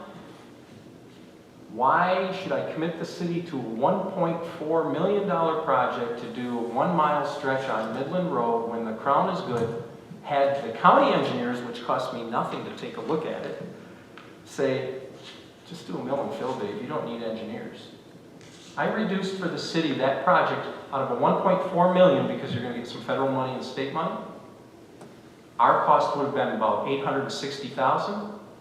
We eliminated the engineers. I said no to the money, and I got it done for $340,000. And I worked with the county on it. I just did North Auburn Road the same way, which should have been about a $600,000 project. I'm paving it for $140,000 of a mill and fill. So, and the relationship I had is hey, I got some washed out curb area by a ditch. Can you guys take a look at it? Yeah, the county will take a look at it. We'll fix it for you. Can I piggyback off of your RFP? Meaning, because you got to get an RFP for it. Well, remember, I'm the roads guy, so I'm not an engineer to write up an RFP. I'd have to do that. Engineers get 20%, they get 10% design, 10% construction. Yeah, you can piggyback off our RFP. That makes you legal, and we'll put the bid in, and you'll just get the unit price of whatever it is, and we're good to go, and we'll fix that spot for you. I'll do a little horse trading on the intersection because I'll go past the spring point and do a little bit of the county road when I pave it so that the public doesn't go up and go, why did you stop 20 feet short where there's all this alligator cracking and it looks like crap, and then you paved? Well, the 20 feet, the city will pick up that, we'll get to the good pavement, you fix my spot, we're good, and everything happens. So that's kind of the stuff that goes on. So that all does help in the economic development because all my major roads in the city of Auburn have all been repaved in the last 3-4 years. And the businesses are happy. And we're now filling the vacant buildings. Any follow-up? Relate your experience in using technology and social media to communicate with the public to provide information and feedback. That is a great question, of which I'll answer it this way. I have a great staff that monitors that for me. I have deliberately stayed away from social media. I shared with Glenn, if you find anything on there and if you find anything negative, let me know, because it has to be created, okay? So I don't do social media, I don't have Facebook, I don't do those things because when I was hired into the city of Auburn, even I viewed that as, they viewed it as a plus. Because I'm not out there where the public can put a bunch of stuff out, because once it's out there, true or false, it's out there. But do we monitor it? Yes, we do. We monitor it as an office, and then we talk about it with the staff on how do we want to approach it and get the word out. So do we use social media to get the word out? Yes, we do. Communicate about the roads coming, especially when you get a call on a Friday that says, hey, not this upcoming Monday, but the next Monday, your road's going to get paved. The contractors decided they're not waiting until August, you're going to be the first to go. Get that word out quick. So do we use social media and communicate? Yes, we do. Any follow-up? Mr. Szymanski? How would you balance sustainability and development needs of the city? I think it's understanding the budget again about sustainability. One of the things to recognize is, so we've had a lot of grant income come in lately, that doesn't mean it's always going to come in. So you have to build things, put in infrastructure properly so that you know you can maintain it. Don't anticipate the windfalls to always carry you. And then be smart about how you approach things. So some of that sustainability is back to the savings that we did in roads and how we're approaching some of those things with our engineers. There's times where you invest in those things that way, and there's other times that you might scale some things back. But you want to stay within your means, but also you're always looking for opportunities so that you can get more revenue coming in to do the things you need to do. You just have to look at, are there other sources of revenue than the same old, same old? Any follow-up? Kowalski? What is the most important skill or talent a manager can have when it comes to council-manager relationships? Transparency is a good one. Honesty. I think those are key. Be straight about what's happening. Don't try to sugarcoat it, and certainly don't try to mask it. I don't think those are areas one wants to go down. So it's back to communication and transparency. You follow? Sure. In a city with lean staffing that serves a demanding population, how do you plan to accomplish getting tasks completed and managing limited resources? I'm going to ask you to say it again. Your mask has a number on it. I know. In a city with lean staffing that serves a demanding population, how do you plan to accomplish getting tasks completed and managing limited resources? Well, I think you guys have already figured out how to do that, so it's learning from that, but we deal with it on our end as well. I mean, when you hear that, I've got basically a staff of 7, that includes my DPW, and we handle the city. Sorry about that, I think I'm turning at times. So, there are days where you decide, here's the priorities, here's what we're going to do. The other things may have to wait a little bit. But you have to figure out and know what your staff's workload is. So you aren't asking more of what they should do than what they've got already some things. And you may not even be familiar what that is or what the time management of it is. As an example, I'll just give you one that back to again, trying to share with our commission. When we're talking about bringing on another DPW employee, okay, well, we've never had this many DPW employees. Why do we need to bring in DPW? Is there really enough work for that DPW employee? Those are all valid questions. But spending time with the director, I found out the director I have now is different than every other director they've had in the past. The previous ones were administrative and field. Remember, we're a different sized city than where you were at. So it wasn't uncommon for that director to be out taking care of a water main break, being in the hole. This one will, but in spending time, we really learned director is spending 80% or more administratively, and rightfully so, and doing things that takes coordinating. We've got a new meter read program, and I don't know what you guys have for utility meters, but some of the Badger meters now can answer back digitally back to the DPW department, let you know what's going on, and it'll show the trends immediately when somebody's got a leak.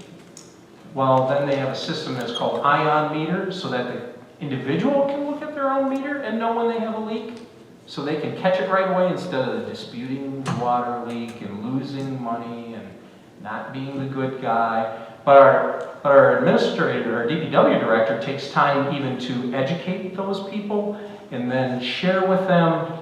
It's not our job to find the leak, but we'll help assist you as, hey, this leak is still happening, and it's happening in the middle of the night, and you already had the plumber check the toilets. Well, come to find out there was a humidifier that was doing something very strange, which was not your typical area to look for.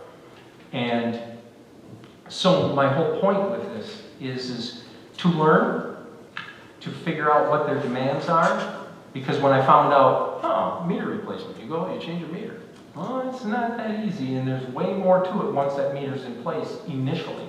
So it's not like my commission originally thought was a, okay, 45-minute meter swap.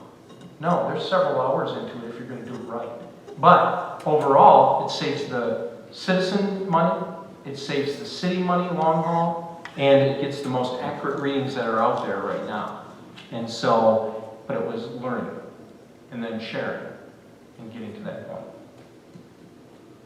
So with the staff, the same thing. You gotta know that they have other things, they're not Any just follow-up? what you're talking about. Okay, now it's your turn. You can ask us any questions you may have, and if you wish, you can make some final comments. I can make some what? Final comments. So I guess, even though I can ask, I would rather say it this way. Are there other questions outside of your 20 that you had that you guys want to know about me? That you want to learn about me? I don't think we can, we're just stuck with the 20. Oh, yeah. Okay, Okay. 24, actually. all right. Who's counting? I wasn't counting.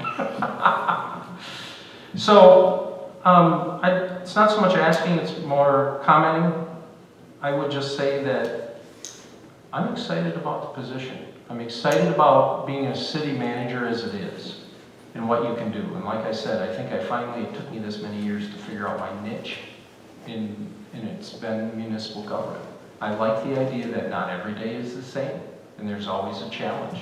And it's figuring out how are we going to best approach a challenge and take on the challenge. So for me, it's exciting to see. Like I said, there's not as many questions for me to ask because I've spent time digging into your budget and seeing where things are going and watching where your expenses are and looking at those type of things. There's some projects that are ending. I guess I would want to ask though, Dave, you mentioned the future projects. What do you guys? I mentioned what?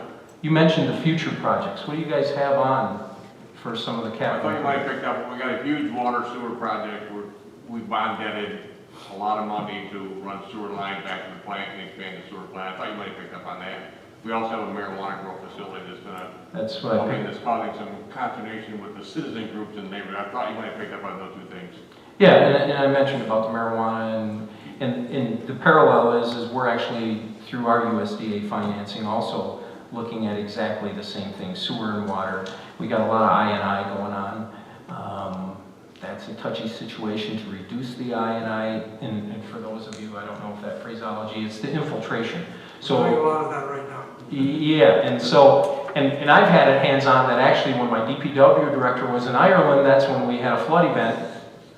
So I'm working with the county to learn, hey, what's going on here? And I got to see it in action because I was the one figuring out the flows out of the pump station.